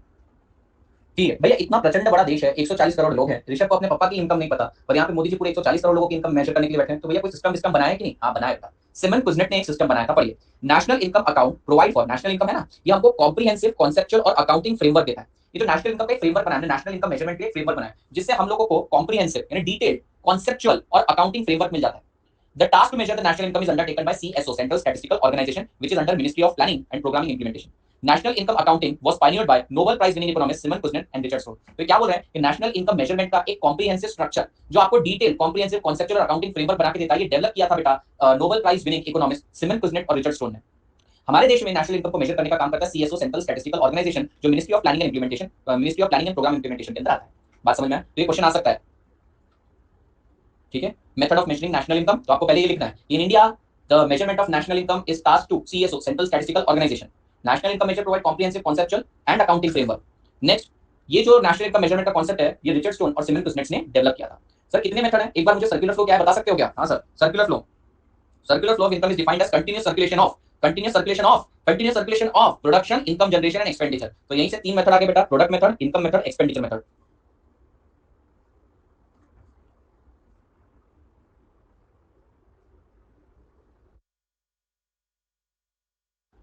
ठीक है, पाए पाए गुण। तो पहला मेथड है प्रोडक्ट मेथड, दूसरा है इनकम मेथड, तीसरा है एक्सपेंडिचर मेथड। ठीक है जी, समझे?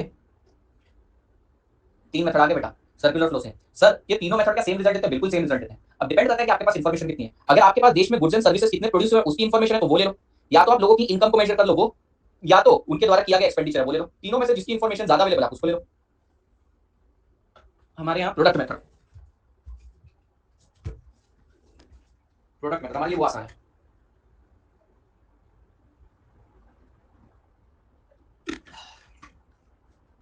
क्योंकि हमारे यहाँ सिस्टम इतना इंटीग्रेटेड, इतना डेवलप नहीं है कि हम सबकी इनकम और एक्सपेंडिचर को मेजर कर पाए, तो हम सीधा प्रोडक्शन यूनिट को धर दबोचते हैं। पर फिर भी बेटा कुछ ना कुछ तो छूटेगा ही। कुछ भी कर लो बनी, कुछ भी कर लो मोदी जी, कुछ ना कुछ तो छूटेगा ही। मोदी जी को बनी बना दिया। समझ में आया क्या बेटा? All the method mentioned above give same result, different method are used to calculate national income depending upon availability of data. ठीक है, ये एक्सप्लेनेशन आपको पढ़ने की जरूरत नहीं। बोलो यहाँ से लेकर यहाँ तक का सब समझ में आया कि नहीं आया? चिल्ला हिले हिले हिले हिले हिले चिल्ला हिले हिले हिले शाबाश।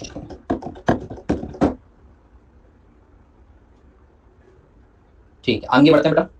पहला मेथड लेते हैं बेटा net product method, easiest of all, एकदम सरल बेटा, मक्खन की तरह बेटा, मक्खन मक्खन की तरह। बेटा हमको क्या लेना है, यहाँ पर इकोनॉमी को तीन सेक्टर में डिवाइड करना है। सर कौन से तीन sector? Primary, secondary, tertiary. Primary sector वो होता है बेटा जो नेचर को एक्सप्लॉइट करता है, जैसे फार्मिंग, माइनिंग, फिशिंग वगैरह। सेकेंडरी सेक्टर बेसिकली मैन्युफैक्चरिंग होती है, और टर्शियरी सेक्टर सर्विस ओरिएंटेड है। हमें क्या करना है बेटा, प्रोडक्ट मेथड में या वैल्यू एडेड मेथड में final value of goods and services लेनी है of primary sector, of secondary sector, of tertiary sector. इसमें से लेस कर देना intermediate consumption of primary, of secondary, of tertiary. आपको मिल जाएगा बेटा GDP MP. Sir GDP MP ही क्यों मिला? जीडीपी एमपी ही क्यों मिला? क्योंकि बेटा देखो मैंने कहीं भी डेप्रिसिएशन का जिक्र नहीं किया, इसलिए ग्रॉस। मैंने भैया बोला final value of goods and services produce by primary, by secondary, by tertiary in our country की बात होगी, बाहर की कंट्री की बात नहीं करते तो डोमेस्टिक। और भैया सबकी फाइनल वैल्यू ली है, इसलिए market price, final value, saleable value ली है। बेटा जीडीपी एमपी से एनएनपीएफसी तक कैसे पहुंचने? ग्रॉस को नेट करना, लेस करेंगे डेप्रिसिएशन। डोमेस्टिक से नेशनल पे जाना, ऐड करेंगे एनएफआईए। मार्केट प्राइस से फैक्टर कॉस्ट पे जाना, लेस करेंगे एनआईटी। बन गया आपका मेथड खलास।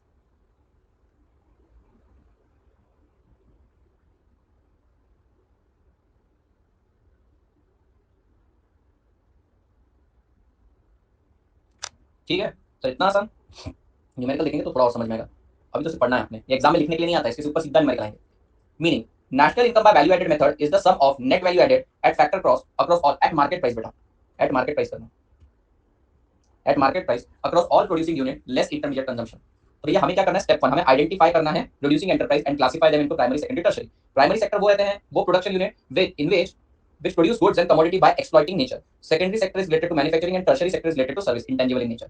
क्या करना है सर हमको? हमें gross value of production minus value of intermediate consumption करना है। हमें final value of goods and services लेनी है, उसमें से इंटरमीडिएट कंजम्पशन का हटा देना है। मतलब बेटा हम लोगों को क्या करना है, हमको कार की वैल्यू लेनी है, उसके अंदर से बेटा आपका परचेस हटा देना है। आपको टायर की वैल्यू लेनी है, उसके अंदर से रबर का हटा देना है। अपने आप सब कैलकुलेशन हो जाएगा। डबल काउंटिंग क्यों होता है? इंटरमीडिएट गुड्स के कारण वो हटा देंगे। सर मतलब क्या है, जरा ध्यान देना बेटा। तो रबर था 1000 रुपए का, टायर था 5000 रुपए का, और भैया कार बिकी 10,000 रुपए की फॉर एग्जाम्पल। तो एक तरीका तो यह है सीधा 10,000 रुपए की कार ले लो, सीधा 10,000 रुपए की कार ले लो, ये कर सकते हो बराबर। पर इसमें बहुत तकलीफें आएंगी, डायरेक्टली नहीं ले सकते, क्योंकि ये भी 10,000 रिपोर्ट कर रहा है कार, ये भी 5,000 रिपोर्ट कर रहा है टायर, और ये भी 1,000 रुपए रिपोर्ट कर रहा है, मैंने रबर बेचा। क्या किया जाए, क्या किया जाए, क्या किया जाए, क्या किया जाए? काम करते हैं, सभी की फाइनल वैल्यू ले लेते हैं। इसकी 10,000 ले ली, प्लस इसकी 5,000 ले ली, प्लस इसकी 1,000 ले ली। बेटा जब कार बनी इसमें टायर परचेस किया होगा, तो टायर कार के केस में इंटरमीडिएट गुड्स है, तो वो 5,000 लेस कर देना। जब बेटा टायर बना होगा तब रबर उसके अंदर इंटरमीडिएट गुड होगा, तो वो 1,000 लेस कर देना। जब रबर बना होगा तो उसके लिए कोई परचेस नहीं होगा, अज्यूम करते तो जीरो। तो भैया इसका कॉन्ट्रीब्यूशन कितना? 1,000, इसका कितना है? 4,000, और इसका कितना है? 5,000। लो भैया वही 10,000 आ गया। सर आप डायरेक्ट कार का 10,000 ले सकते थे, बराबर है कि नहीं बेटा? मैं अगर कार का सीधा 10,000 ले लेता, उधर टायर वाले ने भी अपनी इनकम रिपोर्ट करी, रबर वाले ने भी अपनी इनकम रिपोर्ट करी। अब मुझे कैसे पता चलेगा कि भैया ये फाइनल गुड से इंटरमीडिएट गुड? मुझे समझ में ना, पूरी दुनिया वाले अपनी इनकम रिपोर्ट कर रहे हैं, सब बोल रहे कि भैया मेरी इनकम 5,000, मेरी 1,000, मेरी 10,000। क्या किया जाए, काम करते हैं। तो हम बोलेंगे भैया तुम्हारी इनकम कितनी है? बोले 10,000। तुमने कुछ परचेस किया था? हाँ साहब 5,000 का परचेस किया था। मतलब आपने वैल्यू कितनी ऐड करी? 5,000। इससे पूछा भैया आपने सेल किया था क्या? 5,000 का। बोला मैंने परचेस 1,000 रुपए का किया था। तो भैया आपने एडिशन कितना दिया सोसाइटी में? 4,000। मैंने 1,000 रुपए का रबर बनाया, इसको मान लेते हैं कुछ परचेस नहीं किया, डायरेक्ट नेचर से ही मैंने एक्सट्रैक्ट किया है, तो मेरा कॉन्ट्रीब्यूशन कितना है? 1,000। तो बेटा आगे 10,000 मार्जिनल, यस एडिशनल कॉन्ट्रीब्यूशन दिखा, इसलिए बोलते हैं value added method, product method या वैल्यू एडेड मेथड।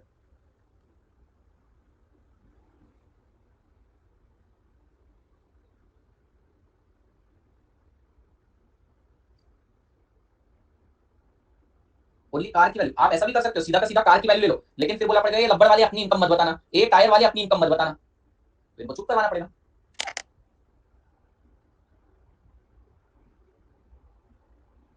जाओ बेटा, पढ़ाई के लिए दूर भी जाना पड़े, सही लगे तो जा सकते हो। समझ रहे हो, ये भी अपनी इनकम रिपोर्ट करेगा, ये भी अपनी इनकम रिपोर्ट करेगा, ये भी अपनी इनकम रिपोर्ट करेगा। तो हमने क्या बोला, तुम सब अपनी रिपोर्ट परचेस, अपनी इनकम को रिपोर्ट कर लो। और इंटरमीडिएट कंजम्पशन क्या मतलब, तुम्हारा परचेस, वो परचेस लेस कर दो, तो तुम सबका वैल्यू एडिशन आ जाएगा। समझे बेटा। तो फॉर्मूला क्या है बेटा, फॉर्मूला है final value of goods and services of primary sector minus value of intermediate consumption of primary sector.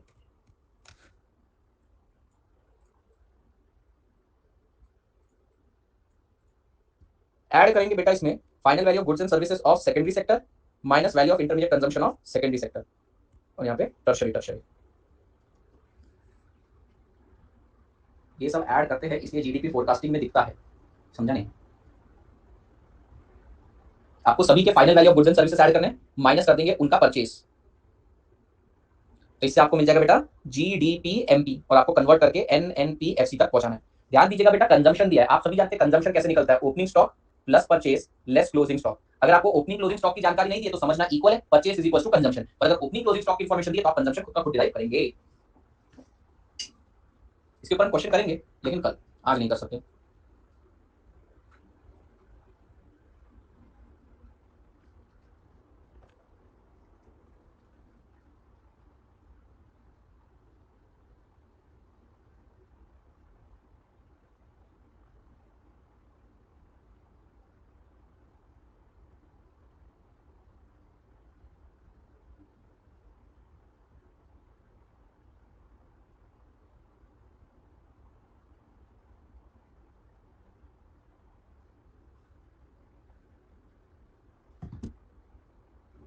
हाँ, इसलिए ज्यादा दिखता है, डबल काउंटिंग। ले लो 5 मिनट का देख ले, 2 मिनट पहले कंप्लीट करना है, फिर देख देता हूँ। मैंने आपको जो तरीका बताया उससे जीडीपी एमपी मिलेगा। अब भैया आपको जीडीपी एमपी से एनएनपीएफसी तक पहुंचने के लिए क्या करना पड़ेगा, डेप्रिसिएशन लेस करना पड़ेगा, ठीक है, ऐड करना पड़ेगा एनएफआईए और लेस करना पड़ेगा एनआईटी, बन जाएगा आपका आंसर। ये 3 स्टेप दिखाने की जरूरत नहीं, हम तो एक झटके में कर देते हैं भाई। Change in stock, yes, closing minus opening. जरा ध्यान दो, यहाँ पर इन्होंने change in stock word use किया है, ठीक है, sales plus change in stock, ठीक है, हम इसको ऐसे भी डिराइव कर सकते हैं।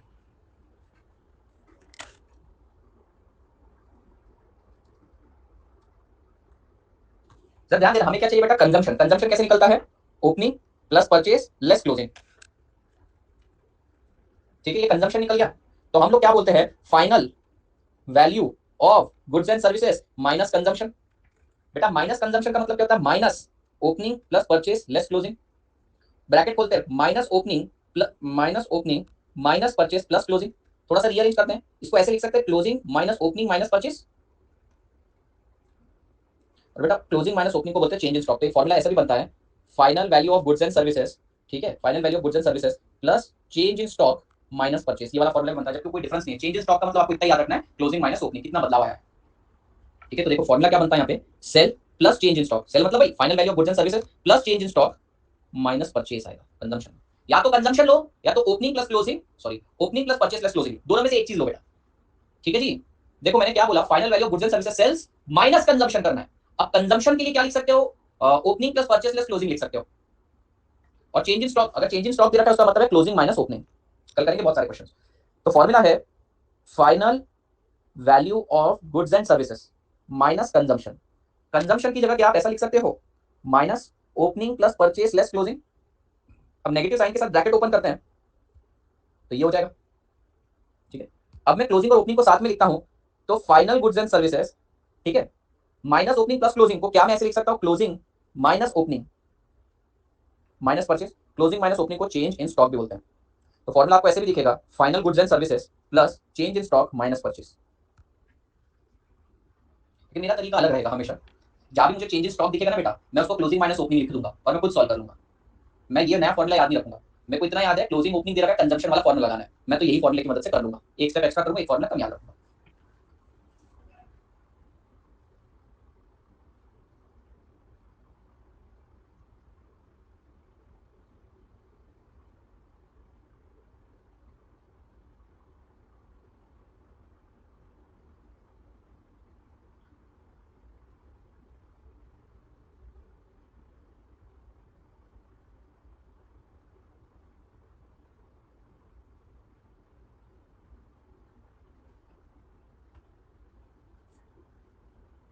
कोई फर्क नहीं है बेटा, मैंने आपको बोला ना, आप अपने कंसेप्ट को बिल्कुल भी डेविएट मत करो।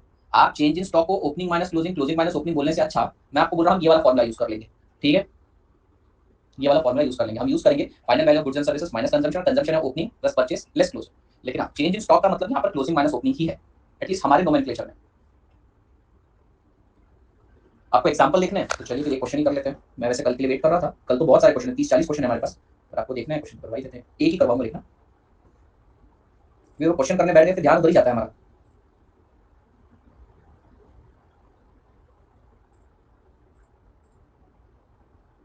ये वाला क्वेश्चन करते हैं, क्वेश्चन नंबर 5 आपकी बुक में है। Suppose there are 3 producing unit in economy A, B, C. With the help of the detail given below, calculate GDPMP and national income. GDPMP और national income निकालेंगे, ठीक है। चलिए, हमें सेल दे रखा है A का, सेल दे रखा है B का, तो final value of goods and services A और B का दे रखा है, कितना दे रखा है 1000 1200। A का कितना है बेटा 1000, B का कितना है बेटा 1200 और C का कितना है 1300। Closing stock of A, opening stock of A, change पहले ए का देखो, क्लोजिंग दे रखा है, ओपनिंग दे रखा है, ए का परचेज भी दिया होगा, ढूंढो ए का परचेज दिया है क्या दिया है। तो भैया कंजम्पशन कैसे निकालेंगे, opening, opening 200 plus purchase 800 minus 300 500, ठीक है। देखो एक ही सारी, अच्छा एक और जानकारी दे रखी है, एक्सपोर्ट। अज्यूम करते हैं कि ये 1000 की सेल्स में एक्सपोर्ट नहीं जुड़ा हुआ है, अज्यूम कर रहा हूं, ठीक है। मुझे पता है 12th में बेटा आप लोग ऐसा अज्यूम करते थे कि सेल के अंदर एक्सपोर्ट भी जुड़ा है, यहाँ पर हम अज्यूम कर रहे हैं, ठीक है। कितना हो गया बेटा टोटल, ये क्या 900 रुपीज हो गया। Final value of goods and services minus intermediate consumption हो गया बेटा। अब बी का निकालते हैं। बी के केस में बेटा देखो चेंज इन स्टॉक दे रखा है, चेंज इन स्टॉक कितना है -100। चेंज इन स्टॉक का मतलब क्या होता है, क्लोजिंग माइनस ओपनिंग माइनस 100 है। अच्छा, तो क्या मैं ऐसा लिख सकता हूं बेटा, opening minus closing is equal to 100, ऐसा भी तो लिख सकते हैं, लिख सकते हैं, ठीक है। परचेज दे रखा है क्या, परचेज ऑफ बी 400। अब देखना, opening plus purchase less closing is equal to consumption. क्या मैं इसको ऐसे लिख सकता हूं, opening minus closing plus purchase is equal to consumption. बस बी को थोड़ा थर्ड नंबर पे लिखा। ओपनिंग माइनस क्लोजिंग की वैल्यू है 100, परचेज की वैल्यू कितनी है बेटा, परचेज की वैल्यू है 400, और साथ ही साथ बेटा इंपोर्ट भी दे रखा है, तो हम अज्यूम करते हैं कि भैया इंपोर्ट परचेज में इंक्लूड नहीं किया होगा, तो क्या ये 700 हो गया। बेटा समझे क्या, चेंज इन स्टॉक मतलब क्लोजिंग माइनस ओपनिंग माइनस 100 है, तो ओपनिंग माइनस क्लोजिंग कितना हो गया, प्लस 100 हो गया। Opening plus purchase less closing is equal to consumption. Opening minus closing मैंने साथ में लिख दिया, ओपनिंग माइनस क्लोजिंग की वैल्यू 100 थी, परचेज लिखा प्लस इंपोर्ट लिखा, 700 आया, 700 यहां पुट किया। सी के केस में देखिए बेटा, सी के केस में चेंज इन स्टॉक दे रखा है 200, मतलब क्लोजिंग माइनस ओपनिंग दे रखा है माइनस 200, तो ओपनिंग माइनस क्लोजिंग कितना हो जाएगा, प्लस 200। आप सभी जानते हैं कि opening plus purchase less closing से हमें कंजम्पशन मिलता है। ओपनिंग लेस क्लोजिंग की वैल्यू दे रखी है 200, परचेज ऑफ सी दे रखा है 200, 400, 900 आ गया, 900 900 1800 2300। ये क्या आ गया बेटा, जीडीपीएमपी, माइनस कर देंगे डेप्रिसिएशन, ऐड करेंगे एनएफआईए, लेस करेंगे एनआईटी, एनआईटी दिया ही नहीं है। 2170 आपका आंसर है। समझा क्या, करेंगे ना कल अच्छे से प्रैक्टिस करेंगे, ये सबसे बड़ा सबसे टफ क्वेश्चन था। हाँ क्या आता है, हाँ बेटा export import is purchase, export is sale, तो मैंने क्या अज्यूम किया, ए की जो 1000 रुपए की सेल है उसमें एक्सपोर्ट जुड़ा हुआ नहीं है, तो एक्सपोर्ट भी तो आपकी सेल ही है ना बेटा, जोड़ो उसे अलग से। और आपने जो बेटा परचेज लिखा हुआ है बी का, मैंने ऐसा अज्यूम कर रहा हूं कि उसमें इंपोर्ट को नहीं गिनाया, इंपोर्ट भी तो परचेज है ना बेटा, इंपोर्ट करके क्या करोगे, किधर डालोगे उसको, परचेज में डालोगे, परचेज में डाल दिया, तो परचेज कितना हो गया, 400 प्लस 200 600। क्वेश्चन नंबर 5 कल सिखाऊंगा आराम से, आज मैं समय नहीं देना चाहता इस चीज पे। क्वेश्चन नंबर 5 ये देखिए आपके सामने आंसर, बहुत क्वेश्चन है बेटा, आप देखते जाओ, देखो क्वेश्चन ही क्वेश्चन है।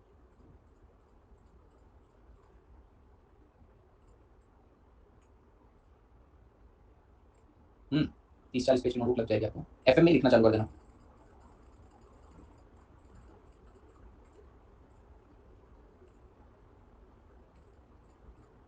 अरे बहुत सिंपल है, बोल रहा हूँ एक बार सॉल्व करने बैठ गया ना, बहुत आसान है, अरे उसे सुन लो सीख लो। चलिए नेक्स्ट बात करते हैं बेटा, कुछ चीजें आपने अभी कौन सा मेथड सीखा बेटा, वैल्यू एडेड मेथड। क्या हम लोगों ने अभी वैल्यू एडेड मेथड सीखा, वैल्यू एडेड मेथड के अंदर कुछ इंक्लूजन्स हैं कुछ एक्सक्लूजन्स हैं। एक्सक्लूजन तो आप जानते हैं बेटा, तीन चीजें तो स्पेसिफिकली हटा देना, कौन कौन सी sir, pure purchase transaction that is buying and selling of second hand goods and services, ठीक है। दूसरा बाइंग एंड सेलिंग ऑफ बेटा शेयर सिक्योरिटी बॉन्ड, तीसरा ट्रांसफर पेमेंट, ये तीन चीजें तो हटा ही देना, और साथ ही साथ बेटा बीवी को भी हटा देना, मतलब सर्विस ऑफ हाउसवाइफ को भी हटा देना।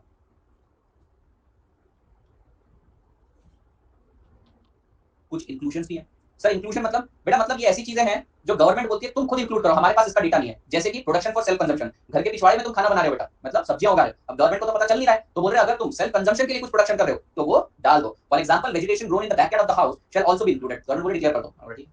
दूसरा own account production of fixed asset, अरे तुम खुद का ही मजदूरी का काम खुद कर रहे हो। मुझे किधर था, मुझे मैं कब से तेरा वेट कर रहा था जे, मुझे तेरा को मेरे ट्रैकिंग आईडी देना 3 तारीख को तेरे बुक निकल गई थी जे, मैं अब भी दिखा दे तेरे को।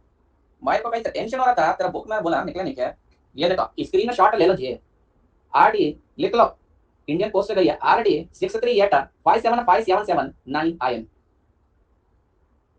ठीक है। 3 तारीख को तेरा बुक निकल गई थी ऑलरेडी, जहरीला आदमी तब तक नहीं आई थी, तब तक नाच रहा था मेरे खोपड़ी पे चढ़ के। मैं कल लड़ लिया, मैं बोला मुझू की बुक किधर गई, बोले कौन मुझू,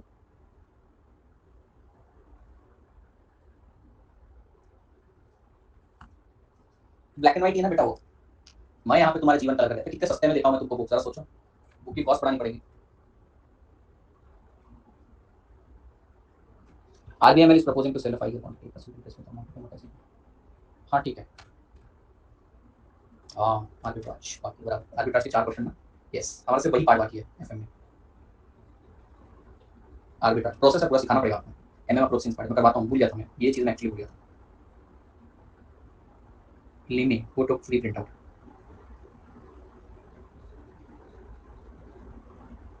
ब्लैक एंड व्हाइट में कलरिंग डालना पड़ता है, ये मुझे नहीं पता था, मुझको नहीं आइडिया। क्लास कंप्लीट करके जा, नहीं भैया मैंने तो ब्लैक ही डाला है। चलो ठीक है सर, क्या क्या लेने का, हाँ मैं बता रहा था भैया, आपके घर के पिछवाड़े में अगर आप कुछ उगा रहे हो बेटा, घर के पिछवाड़े में और क्या ही बोलूं, घर के बैकयार्ड में कुछ उगा रहे हो तो वो भी यहाँ पर लेने का। फिर भैया आपने अपने घर की छत खुद ही बना दी, बिल्डिंग आप खुद बना दी बेटा, आप एक कंपनी आपने अपनी कंपाउंड और अपने मजदूरों से बनवा दी, ये भी लेने का, क्यों, क्योंकि गुड्स एंड सर्विसेज प्रोड्यूस हुए हैं। यहाँ तक तो ठीक था बेटा, पर सबसे अजीब चीज है जिस घर में आप रहते हो उसका भी नोशनल रेंट लेने का। ये क्या बात हुई भाई, जिस घर में आप रहते हो उस घर का भी नोशनल रेंट लेने का। दस the value of owner occupied house shall be included. हमने बोला ऐसा क्यों, बोले तुम सर्विस तो ले ही रहे हो ना, भले खुद की चीज की पर सर्विस तो ले ही रहे हो, बराबर है कि नहीं। अरे तुम मेरे को एक बात बताओ, तुम जिस घर में रह रहे हो तुम क्या घर की सर्विस नहीं ले रहे हैं सर, तो अच्छा तुम फोन यूज करते हो क्या तुम उसकी सर्विस ले रहे हो, हाँ ले रहे हैं, लेकिन सर उसको तो इंक्लूड नहीं किया है तुमने, उसको इंक्लूड सर कहाँ किया इंक्लूड, बेटा तुमने फोन का अमाउंट पे किया है, दूसरी बात तुम इसका रिचार्ज करते हो, तीसरी बात उसको चार्ज करने के लिए इलेक्ट्रिसिटी आती है, सारी चीजें काउंट हो चुकी है। गवर्नमेंट ये नहीं बोल रही कि तुम खुद को ही रेंट पे करो, गवर्नमेंट ये कह रही है तुम जिस घर में रह रहे हो उसका भी तो एक नोशनल रेंट है ना भाई, वो भी तो एक सर्विस है, सर्विस टू सेल्फ है, बट सर्विस तो जनरेट हो रही है ना इस देश में, वो भी लो। पता नहीं मेरे को भी लगता है जीडीपी बढ़ा के दिखाने की बात उनकी भी सही है, पर क्या करें, ये तो सब डोमेस्टिक रहेगा। तो भैया देखिए 6 चीजें 7 चीजें इंक्लूजन एक्सक्लूजन बड़ा आसान है। सबसे पहला पिछवाड़े में, घर के पिछवाड़े में जो उगा रहे हो बेटा वो ले लो, ठीक है। तो भैया अगर आप प्रोडक्शन फॉर सेल्फ कंजम्पशन, खुद के कंजम्पशन के लिए कुछ उगा रहे हो तो वो भी ले लो। Own account production of fixed asset, अगर आप खुद फिक्स्ड एसेट भी बना रहे हो कुछ तो उसको भी लो, नोशनल रेंट को भी लो। हाउसवाइफ की सर्विस को हटा दो बेटा, और किसको हटाने का है, transfer payment, pure purchase transaction, buying and selling of shares and bond debenture securities, वो 3 तो याद है, हाउसवाइफ और ये 3 ऐसा। कुछ प्रॉब्लम है, प्रॉब्लम ये है why calculating national income it is difficult to ascertain whether the good is final goods और इंटरमीडिएट गुड, पता है आपको, पता है। In the country with vast landmass, incorporated sector, etc., it becomes unincorporated sector. It becomes difficult to learn data. The problem is about reliability and completeness of data. पता है हमको, पता है। ये क्या नाम है, रोहन ने अपने घर के पिछवाड़े में क्या हुआ है गवर्नमेंट को कभी बताया नहीं, घर की छत को पेंट वो खुद करता है कभी बताया नहीं, जिस घर में रेंट पे जिस घर में रहता है उस घर का इंक्लूडेड रेंट लिया नहीं, हाउस वाइफ की सर्विस एक्सक्लूड करी नहीं उसमें, तो भैया रिलायबिलिटी नहीं तुम्हारे डेटा की। तीसरा डेप्रिसिएशन कैसे कैलकुलेट करने का भाई, ये भी बता दो। 140 करोड़ देशवासियों के केस में डेप्रिसिएशन कैसे कैलकुलेट करें, ये भी एक मगज का काम है। Change in inventory, that is closing minus opening, is added to the calculation of national income. It is difficult. Valuation of inventory एक tough task है बेटा। अरे भैया वैल्यूएशन भी तो एक मुश्किल काम है, उसके लिए तो स्टैंडर्ड बना दिया, तो मुश्किल भी है, ये डिफिकल्टीज याद रखना, आपको एग्जाम में आ सकता है। तो आपको ये आ सकता है इंक्लूजन एक्सक्लूजन जो बड़ा ही सरल है। डिफिकल्टीज क्या है, सबसे पहला समझ में नहीं आता कुछ फाइनल प्रोडक्ट है इंटरमीडिएट है, दूसरा डेटा की रिलायबिलिटी, तीसरा डेप्रिसिएशन, चौथा वैल्यूएशन ऑफ इन्वेंटरी। बताया भी कैसे, बताया भी कैसे, बात में भी तो वही कह रहा हूं, बताया तो बताया कैसे।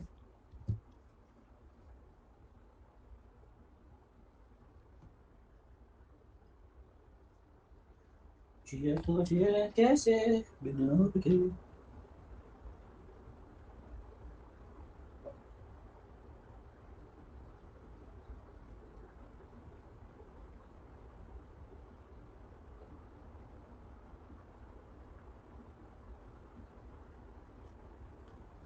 लाइट चली गई थी दोबारा। अच्छा मुझे लगता है कोई मूवी का टाइटल बोला, वैसे ना सेकंड पार्ट के दोबारा लगा देते हैं। कौन सी मूवी का लगाया था मेरे को याद नहीं, लाइट चली गई थी पार्ट, लाइट चली गई थी दोबारा, जिंदगी ना मिली, अरे नहीं नहीं, कुछ ऐसी मूवीज है साउथ की जिसकी डबिंग में इन्होंने पार्ट 1 का नाम लिखा और पार्ट 2 के आगे बस दोबारा लिख दिया। तीनों 3 डिफरेंट है, क्या बोल रहे हैं सर, आप जैसे पढ़ाते हो वैसे ही मैं मेरी आवाज में मोबाइल में रिकॉर्ड कर लेता हूँ, जोर जोर से पढ़कर मुझे बहुत पसंद है। अच्छा मैंने इसके वॉइस नोट बना रखे हैं बेटा, चैप्टर 1 के नहीं बनाए, बाकी सब चैप्टर के बना रखे हैं। 10-10 मिनट में 1-1 मिनट कंप्लीट होता है, 170 मिनट में 17 मिनट कंप्लीट कर सकते हो, 170 मिनट में पूरा सिलेबस सुन सकते हो। बस मैं इस बार कोशिश करूंगा कि पॉडकास्ट बनाया जाए, कोशिश करी जाए कि पॉडकास्ट बना के उसको कहीं ना कहीं अपलोड कर दिया जाए। मेरे टेलीग्राम पे चैप्टर 1 का नहीं है, चैप्टर 1 का बना लेंगे अपन, इसी बार बना लेंगे यूट्यूब के ऊपर, यूट्यूब पे बना लेंगे और फिर उसमें से वॉइस एक्सट्रैक्ट कर लेंगे, वो मेरे को आता है। चलो जी, नेक्स्ट मेथड देखते हैं, इनकम मेथड। इनकम मेथड बेटा, इनकम मेथड को फैक्टर पेमेंट मेथड भी बोलते हैं, डिस्ट्रीब्यूटेड शेयर मेथड भी बोलते हैं। सर यहाँ पर क्या करते हैं बेटा, यहाँ पर हम इकोनॉमी के अंदर जो टाइप के इनकम अर्नर्स होते हैं उनकी इनकम को ले लेते हैं। जैसे कि बेटा सबसे पहली इनकम होती है labour income.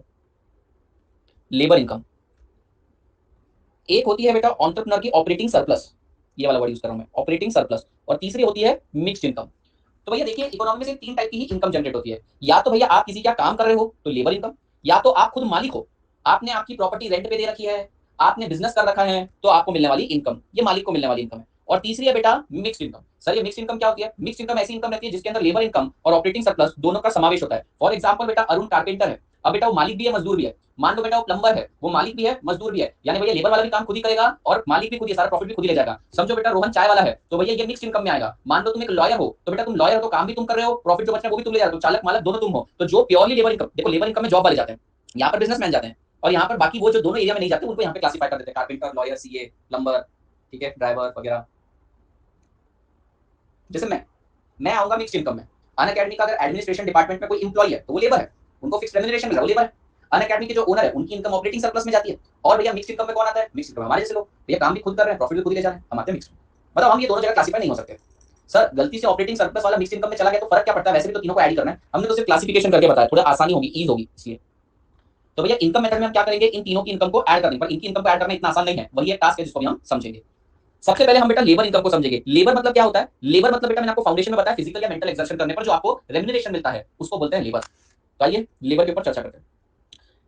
Meaning income method, national income is calculated by summation of factor income paid out to all production unit within the domestic territory. ठीक है, स्टेप 1 आपको क्लासिफाई करना है इनकम को 3 हेड में, लेबर इनकम जिसको compensation to employ भी बोलते हैं, ऑपरेटिंग सरप्लस जिसको कैपिटल और प्रॉपर्टी इनकम भी बोलते हैं, और mixed income of self employ. इससे क्या मिलता है वो मैं आपको बाद में बताऊंगा, इससे क्या मिलता है वो बाद में देखेंगे, लेकिन सबसे पहले आपको इनकम को 3 पार्ट में डिवाइड करना पड़ेगा। सबसे पहला बेटा लेबर इनकम जिसको बोलते हैं कंपेंसेशन टू एम्प्लॉय, दूसरा है बेटा ऑपरेटिंग सरप्लस जिसको प्रॉपर्टी इनकम, प्रॉपर्टी या कैपिटल इनकम बोलते हैं, तीसरा है मिक्स्ड इनकम, इससे एनडीपीएफसी मिलता है, क्यों मिलता है बाद में बताऊंगा। Step 2 all the above mention income are added. Step 3 above exercise give NDPFC, से एनडीपीएफसी मिलता है और हमें उसे हमें इसे मिलता है एनडीपीएफसी और हमको चाहिए एनएनपीएफसी। तो हम क्या करेंगे बेटा, डोमेस्टिक को नेशनल में कन्वर्ट करेंगे। वो कन्वर्टर वाला पार्ट सब सही है, वो मैं आपको बता दूंगा। अभी मेरा मसला ये है कि मैं आपको ये सिखाना चाहता हूं कि लेबर इनकम कैसे निकलती है। ठीक है, लेबर इनकम निकालेंगे हम, ऑपरेटिंग सरप्लस निकालेंगे हम, मिक्स इनकम निकालेंगे, इसको ऐड करके क्या मिलता है, कैसे कन्वर्ट करते हैं, वो एक बहुत माइन्यूट सा विषय है। चलिए चर्चा करते हैं बेटा लेबर इनकम की, बहुत मजेदार part. This is compensation paid to labour और एम्प्लॉई। बात समझ में आई? क्या क्या आएगा इसके अंदर साहब? देखिए इसमें क्या क्या आएगा। इसमें आएगा बेटा उसको पे करी जाने वाली salary, wages, bonus, DA, HRA सब ऐड होगा। हाय निखिल, जे जरिया तेरा, आगे का नहीं पता मेरे को, जे जरिया जी आ गया निखिल। चलो बेटा क्या क्या इंक्लूड होगा इसके अंदर? Sir salary, wages, bonus, DA, HRA सब इंक्लूड होगा। ये तो हमने सैलरीज में पढ़ा है sir, basic, bonus, DA, HRA वो सब होगा। बेटा पेंशन की प्रोविजन इंक्लूड होगी। Oh my the gods the lovelies the Jesus sir, pension की प्रोविजन सर, ये तो ट्रांसफर पेमेंट है। Oh my God's, pension sir transfer payment, बेटा पेंशन का पेमेंट ट्रांसफर पेमेंट है, पेंशन की प्रोविजन ट्रांसफर पेमेंट है। सर प्रूफ, मैंने बोला कैसे? बेटा मैं इस कंपनी में इस साल काम कर रहा हूं, कंपनी ने मेरा सीटीसी डिसाइड करा 100 रुपए, कॉस्ट टू कंपनी, यानी मैं इनको जो सर्विस देने वाला हूं उसकी इन्होंने क्या कीमत निकाली, कंपनी बोली मेरे को कॉस्ट है 100 रुपए, पर मेरे हाथ में 90 ही रुपए दिए उन्होंने। मैंने बोला काहे सेठ, चोरी हमारे क्यों कर रहे हो? तो बोलता है ये जो 10 रुपए है तो तुम्हारा, मैं तुम्हारा, पर तुमको नहीं मिलेगा, ये मैं तुम्हारे बुढ़ापे के लिए ये गवर्नमेंट अकाउंट में सुमड़ी में डाल के रख रहा हूं। तो तुम ही बताओ, मैंने इस साल सर्विस प्रोवाइड करी? हाँ सर करी। मैंने कितने की सर्विस प्रोवाइड करी? 100 रुपए की करी। वो 100 रुपए में से 90 का पेमेंट था और 10 रुपए पेंशन की प्रोविजन करके रख दी। अब भैया मैंने सर्विस इसी साल प्रोवाइड करी, बस ये 10 रुपए मुझे आज नहीं मिला है, पर मेरी सर्विस की वैल्यू तो 100 रुपए ना भैया, मैंने तो सर्विस 100 की प्रोवाइड करी, तुम हाथ में 90 दे रहे हो, 10 संभाल के रख रहे हो, बात अलग है। कोई भी मुझसे पूछे कमाया कितना, तो मैं बोलूंगा 100, 90 हाथ में आया, 10 डाल के रखा है। तो पेंशन की प्रोविजन किस साल हो रही है? जिस साल सर्विस प्रोवाइड करो, तो भैया पेंशन की प्रोविजन लेना। पर भैया ऐसे 10 करते हुए 1000 रुपए इकट्ठा हो गए और तुम्हें आज से 20 साल बाद उसका पेमेंट मिल गया, तो ये पेमेंट को नहीं लेना। क्यों? क्योंकि तुमने ये 10 को लेना चालू कर दिया था, तुमने उसको काउंट कर दिया, तो भैया प्रोविजन को काउंट कर दिया, तो पेमेंट को वापस क्यों काउंट कर रहे हो? ये बात समझी क्या? पेंशन की प्रोविजन, आपने जो सर्विस दी उसके बदले का पेमेंट है, बस आपके हाथ में नहीं दिया उन्होंने। और फिर बेटा जिस साल पेमेंट हो रहा है उस साल काउंट नहीं करेंगे, क्योंकि ऑलरेडी एक बार काउंट हो चुका है। समझे क्या? तो भैया salaries, wages, bonus, DA, HRA सब आएगा, पेंशन की प्रोविजन आएगी, इंश्योरेंस भी आएगा। अरे इंश्योरेंस भी आएगा, आप ही का पैसा आपको नहीं दे रहे हैं, वो इंश्योरेंस दे रहे हैं उसके बदले। कुल मिलाकर सीटीसी आ जाएगा आपका। आगे, travelling allowance shall be paid if it is for travel from office to home and home and office. जरा ध्यान देना, रोहन को उसके एम्प्लॉय ने बोला भैया तेरी सैलरी है 10,000 रुपए, तेरे आने जाने के ट्रैवलिंग अलाउंस टीए मैं तेरे को 3,000 का और दे रहा हूं, तो तू क्या बोलेगा? तेरी सैलरी 13,000 है कि नहीं है? क्यों? क्योंकि भैया 10,000 तो तेरे को मिल रहा है, प्लस ट्रैवलिंग का 3000। हाँ वो बात अलग है, 3000 खर्चा भी होगा, वो तो बिल्कुल अलग ही बात है, वो तो 10,000 में से भी खर्चा होगा, वो तो अलग बात है। आपको पैसे कितने मिल रहे हैं? 10,000 प्लस 3,000, 13,000 मिल रहे हैं। पर जरा ध्यान से सुनना, ये ट्रैवलिंग अलाउंस था। पर जरा ध्यान से सुनना। अब भैया कौन है ये? रोहन है ना? चलो रूपाली है समझो। रूपाली को उसके बॉस ने बोला कि भैया, इंप्लॉयर ने बोला जा तू ये फ्लाइट में बैठ के जा। कहाँ पे जा? मुंबई से चेन्नई में जा और ऑडिट करके आ जाना। ये बोलती सर फ्लाइट से जाऊंगी तो 10,000 रुपए खर्चा होगा। हाँ हाँ, तेरे अकाउंट पे मैं रिम्बर्स कर दूंगा, मैं तेरे अकाउंट पे रिम्बर्स कर दूंगा। तो भैया इसके बॉस ने इसके अकाउंट में 10,000 रुपए डाल दिए। अब आप मुझे बताओ बेटा, क्या ये 10,000 रुपए इसकी इनकम है? नहीं, ये तो बॉस के बिहाफ पर किया गया खर्चे का बस रिम्बर्समेंट है। बॉस समझो 10 दिन की छुट्टी, मुझे क्यों नहीं भेजा ऑडिट पे? तेरे को नहीं भेजते, तू बहुत बिगड़ा हुआ आदमी, नदी में गोते खाएगा तू। ध्यान से सुनना बेटा, मान लो तुम्हारा बॉस है, तुमको बोल रहा है अरे यार एक काम कर, मेरा बैंक अकाउंट ना फ्रीज हो गया, ये ले 30,000 रुपए बिजली का बिल भर देना। तो तुम ऐसा नहीं बोल सकते जो 30,000 रुपए उसने तुमको दिए हैं ये तुम्हारी इनकम है। No, this is not your income. तो भैया कोई भी एक्सपेंस अगर रिम्बर्समेंट बेसिस पर है कि भैया तू खर्चा कर ले, मैं तेरे को तेरा वो पैसा लौटा दूंगा, भैया ये तो एजेंसी सर्विस हुई, तुमने बॉस के बिहाफ पे खर्च किया, उसके बदले आया हुआ पेमेंट, आपकी इनकम नहीं है। ऐसे तो भैया मैं अरुण को 100 रुपए तनख्वाह पे रख लूंगा, 1 लाख रुपए हर महीने ट्रांसफर करूंगा और 1 लाख का खर्च भी करवा लूंगा। तू ही बता तेरी इनकम कितनी? सर 100 रुपए। Good evening sir, new chapter कब से स्टार्ट होगा? Most probably Tuesday. समझा क्या बेटा? तो भैया अगर आपका बॉस बोलता है ले भैया 3,000 रुपए घर से ऑफिस, ऑफिस से घर आने के लिए, मतलब देखो काम पे आने के पैसे दे रहा हूं मैं, ये इंक्लूड है। पर भैया ऑफिस से कहीं और क्लाइंट पर भेज रहा हूं, वहां तेरा खर्चा रहा वो रिवर्स करो, वो नहीं आएगा। Contribution to employ social security fund. बेटा सोशल सिक्योरिटी फंड मतलब भाई पेंशन, ग्रेचुटी, प्रोविडेंट फंड। अब जैसे मैंने आपको पेंशन का बताया था कि भैया 100 रुपए है आपकी इनकम, उसमें से 10 रुपए प्रोविजन कर रहे हैं, वो आपको लेना है। उसी तरीके से ग्रेचुटी में डाला पैसा भी लेना है, ईएसआईसी में डाला हुआ पैसा भी लेना है बेटा। समझे क्या? बेटा आपके बिहाफ पे कोई भी प्रोविजन कर रहा है, क्यों प्रोविजन कर रहा है? तुम्हारा चाचा है क्या वो? तुम्हारा बेटा ससुर है क्या वो? तुम्हारा ससुर ही बोलते हैं ना, हाँ तुम्हारा ससुर है क्या वो? नहीं नहीं नहीं सर, वो हमारा ही पैसा, हम जो सर्विस प्रोवाइड कर रहे हैं वो 100 रुपए की, उसमें से 30 रुपए गवर्नमेंट के कहने पर वो अकाउंट्स में डाल रहा है। तो तुम्हारी तो इनकम की वैल्यू, तुम्हारी जो सर्विस की वैल्यू वो तो 100 रुपए ही हुई ना। मतलब तुम्हारे हाथ में जो है पैसा वो भी लेना है, वर्सेस जो तुम्हारे बिहाफ पे तुम्हारा ही पैसा डाल के रखा है वो भी लेना है। तुम खुद को इमेजिन करके, तुमने मेरी कंपनी में आने के बाद एक पैकेज डिसाइड किया 10 लाख रुपए, तुम तुम्हारी इनकम कितनी बोलोगे? 10 लाख रुपए। मैं उस 10 लाख में से 7 लाख रुपए ही तुम्हें ट्रांसफर कर रहा हूँ, ठीक है? 7 लाख रुपए ही इन हैंड आ रहे हैं। मैंने, तुमने पूछा 3 लाख कहां गए? मैंने बोला भैया तुम्हारे 3 लाख मैंने सेव करके रखे, तुम ही बताओ तुम्हारी इनकम कितनी है? बेटा सर हमारी इनकम 10 लाख है। कैसे? ये जो प्रोविजन है इसको भी तो ऐड करो। तो बेटा ऐसे 3-3 लाख करते हुए 30 लाख रुपए आ गए, तो वो तुम्हारी इनकम नहीं है। क्यों? क्योंकि भैया 3-3 लाख रुपए, इसलिए तो गवर्नमेंट जब पेंशन का पेमेंट होता है उस पर टैक्स नहीं लगाती। क्यों लगाएगी टैक्स? तुम्हारी इनकम थोड़ी है, तुम्हारा ही पैसा तुमने सेव करके रखा था, अब तुम्हें फ्यूचर ईयर में मिल रहा है, तो भैया वो इनकम ऑलरेडी काउंट हो चुकी है, वापस थोड़ी काउंट करेंगे। तो कोई भी टाइप की प्रोविजन इंक्लूड होगी। Commission paid to self staff. अभी देखो कमीशन पे करते हैं, जैसे हमारा एक स्टाफ है मानसी, मानसी की एक फिक्स सैलरी है, प्लस उसको बोला गया जितना सब्सक्रिप्शन सेल करेगी उसका एक सर्टेन हिस्सा तेरे को दे दूंगा मैं। तो क्या बेटा वो भी उसकी इनकम हो गई? बिल्कुल हो गई सर। और भैया मार्केटिंग और सेल्स वालों को तो कमीशन ही सबसे बड़ी इनकम रहती है। नेक्स्ट है बेटा पेमेंट इन काइंड। आपको फ्री रेंट, फ्री अकोमोडेशन, फुकट का खाना, फुकट का रहना, फ्री का एजुकेशन, ये भी एक तरह से आप लोगों की इनकम है। सर क्यों? भैया अगर हम आपको फ्री में नहीं देते, वैसे तो मैं आपको बता दूं फ्री में कोई नहीं देता, वो आपकी सैलरी कम कर देते हैं। सिंपल सी चीज है बेटा, तुम्हारी सैलरी कम देते हैं, तुम्हारा ससुर थोड़ी है वो जो तुमको फ्री में दे देगा, वो तुम्हारी सैलरी कम कर देता है। तो ये जो फ्री का खाना है, फ्री का रहना, बेसिकली तुम ही पे कर रहे हो इसके लिए, बस तुमको पता नहीं, तू है पर तुझे पता नहीं है कि तू पे कर रहा है। तो ये सब भी ऐड होगा। तो अगर फ्री अकोमोडेशन और फुकट का क्यों रहना दे रहे होंगे तुमको इनकम कम दे रहे होंगे, सैलरी कम दे रहे होंगे। LIC premium paid by employer. Employer तुम्हारा सगा है क्या? नहीं, वो तुम्हारी ही इनकम कम करके, तुम्हारी ही सैलरी कम करके उसमें से दे रहा है, तो वो भी ऐड। तो ये सब तुम्हारा ही पैसा है, चूना लगा के तुमको देता है ये। बोलो ये समझा क्या? तो बेटा देखिए इन हैंड आने वाली सारी चीजें वर्सेस बेटा काइंड वाली और प्रोविजन वाली सब चीजें आ जाएंगी, ठीक है? अब जरा ध्यान देना बेटा, old age pension, old age pension का पेमेंट ट्रांसफर पेमेंट है बेटा। पेंशन की प्रोविजन, ग्रेचुटी की प्रोविजन, ईएसआईसी की प्रोविजन, सब प्रोविजन तुम्हारी इनकम में काउंट होगा, और जब इसका एक्चुअल पेमेंट होगा वापस मत लेना क्योंकि एक बार काउंट हो चुका है। इसको एक सरल तरीके से बोलता हूं, तुम्हारा एक अकाउंट है, ठीक है? तुम्हारे पास बेटा 100 रुपए का सीटीसी है, कंपनी ने 90 रुपए तुम्हारे हाथ में दिए और 10 रुपए तुमको बोला तुम उस अकाउंट में डाल दो, तुमने उस अकाउंट में डाल दिया प्रोविजन के नाम, बराबर? अब ये अकाउंट से जब पैसा विड्रॉ करोगे वापस से तुम्हारी इनकम हो जाएगी? नहीं ना साहब, ऐसा थोड़ी होता है। तो प्रोविजन में काउंट कर लिया है बेटा एक बार हमने, एक्चुअल पेमेंट टाइम नहीं लेना। Travelling allowance shall be excluded if it is for reimbursement basis. Boss ने बोला फ्लाइट से चले जाओ, बॉस ने बोला खाना खा लो, बॉस ने बोला बिजली का बिल भर देना, उसके बदले में तुम्हारा पैसा दे दूंगा, तो बेटा that is not your income.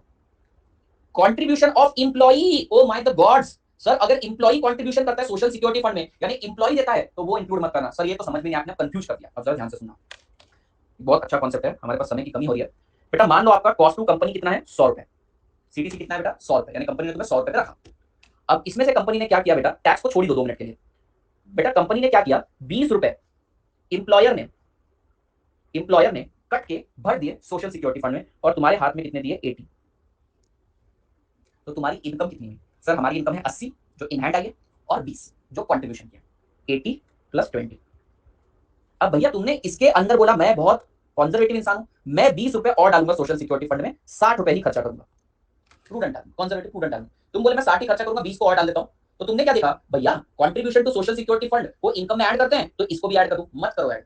बेटा मत करो यार, तुमने 80 रुपए ले लिए ऑलरेडी, इसके अंदर ही 20 रुपए जुड़े थे, अब तुम सारा का सारा पैसा सोशल सिक्योरिटी फंड में डालोगे वापस, तो उसको थोड़ी ऐड करते बैठेंगे।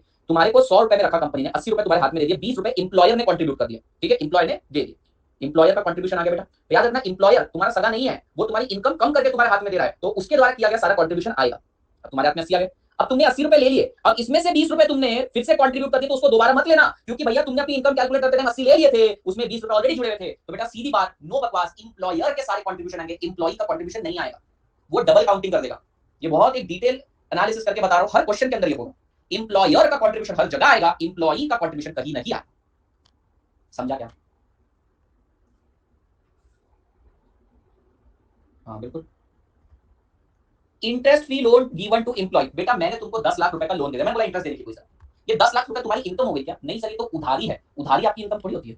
तो इंटरेस्ट फ्री लोन, लोन है बेटा, लोन कभी भी इनकम नहीं है आपकी, वो इनफ्लो है, इनकम नहीं है, ठीक है। इसलिए बेटा जब भी आपको लोन मिलता है, आप उसे बैलेंस शीट में पार करते हो, आप उसे इनकम में दिखाते हो क्या? नहीं। ओल्ड एज पेंशन, भैया इतनी बार बोले पेंशन नहीं लेना, पेंशन की प्रोविजन लेना। इनकम टैक्स ऑफ एम्प्लॉय, आप ही बताइए क्या इनकम टैक्स आपकी इनकम होती है? नहीं सर, इनकम टैक्स इनकम होती है। तो एक बार मैं रिपीट कर देता हूं बेटा, आप लोग मुझे बताएंगे यस और नो, आएगा या नहीं आएगा? क्या आप लोग बताने के लिए तैयार हैं? प्रैक्टिस भी हो जाएगी हमारी। बेटा सैलरीज एंड वेजेस आएंगे क्या? सर सैलरीज एंड वेजेस आएंगे क्या? आएंगे। कमीशन, मानसी दीदी को कमीशन जाता है क्या, वो उसकी इनकम है? बिल्कुल है। Travelling allowance paid towards actual expense, मतलब आपने एक्चुअली खर्चा किया ट्रैवल करने का, ठीक है, office to home to office नहीं, आपने खर्चा किया ऑडिट प्लेस पे जाने का और आपको रिम्बर्समेंट हो गया, ये office to home to office नहीं तो लिख देते वो, तो ये नहीं आएगा, ये रिम्बर्समेंट है। इंप्लॉयर्स कंट्रीब्यूशन, इंप्लॉयर बेटा, इंप्लॉयर का कंट्रीब्यूशन आएगा, इंप्लॉई का कंट्रीब्यूशन नहीं आएगा। इंटरेस्ट फ्री लोन, बेटा लोन कभी भी आपकी इनकम नहीं होती है। Old age pension, pension provision लिखा है क्या? नहीं, तो ये भी नहीं आएगा। फ्री का रहना, अरे सर फ्री का रहना, ये मेरा ससुर तो है नहीं, तो ये मेरी सैलरी हल्की सी कम करी है इसने, तभी तो मुझे फ्री में रहने के लिए दे रहा है, ये आएगा साहब, ये आएगा। LIC premium paid by employer आएगा। इनकम टैक्स, इनकम टैक्स आपकी इनकम थोड़ी होगी। इंप्लॉयर कंट्रीब्यूशन टू PF आएगा। और फ्री मील, फुकट का खाना, फुकट का रहना, सब आता है। और आप जानते हैं बेटा, इसको याद करने का एक और तरीका है, rent free accommodation, free meal, ये परक्विजिट्स है, और परक्विजिट सैलरी में आते हैं, परक्विजिट सैलरी में आते हैं। बेटा समझ में आया क्या? यही सबसे लेंदी पार्ट था, तीनों मेथड में सबसे लेंदी पार्ट ये था। कल हम आधे पौने घंटे में निपटा लेंगे, फिर हम आगे का क्लिनिशियन डिस्कस करेंगे, कल क्लिनिशियन भी डिस्कशन में आएगा। Sir third home to work मान सकते हैं? नहीं, उन्होंने बोला एक्चुअल एक्सपेंसेस, मतलब आप एक्चुअल एक्सपेंसेस का मतलब आप खर्च कर रहे हो और आपको उससे बदले मिल रहा है। देखो फर्क है, आपके एम्प्लॉय ने बोला आपके सैलरी स्ट्रक्चर के अंदर ये 3000 रुपए ट्रैवलिंग अलाउंस है, उसको कोई फर्क नहीं पड़ता तुम खर्च करो या ना करो, तुम छत के ऊपर रह लो, उसको कोई फर्क नहीं पड़ता, उसने 3000 दे दिया, खत्म, तेरी इनकम, बात खत्म। जैसे मानसी, मानसी को मैंने बोला भैया 3000 रुपए तेरे ट्रैवलिंग के नाम पे, खत्म, बात खत्म, तो यहीं पर पड़ी रहे, या तू 4 से आगे को कोई फर्क नहीं पड़ता। बट दूसरा तरीका, जितना आएगी जितना जाएगी उसके बिल दिखा उतना ही पेमेंट करो, ये क्या है बेटे, सैलरी नहीं है तो मैं तुमको रिम्बर्स कर रहा हूं, ठीक है। That's it for the reference, thank you so much, ठीक है, meet you tomorrow. Happy Rakshabandhan बेटा।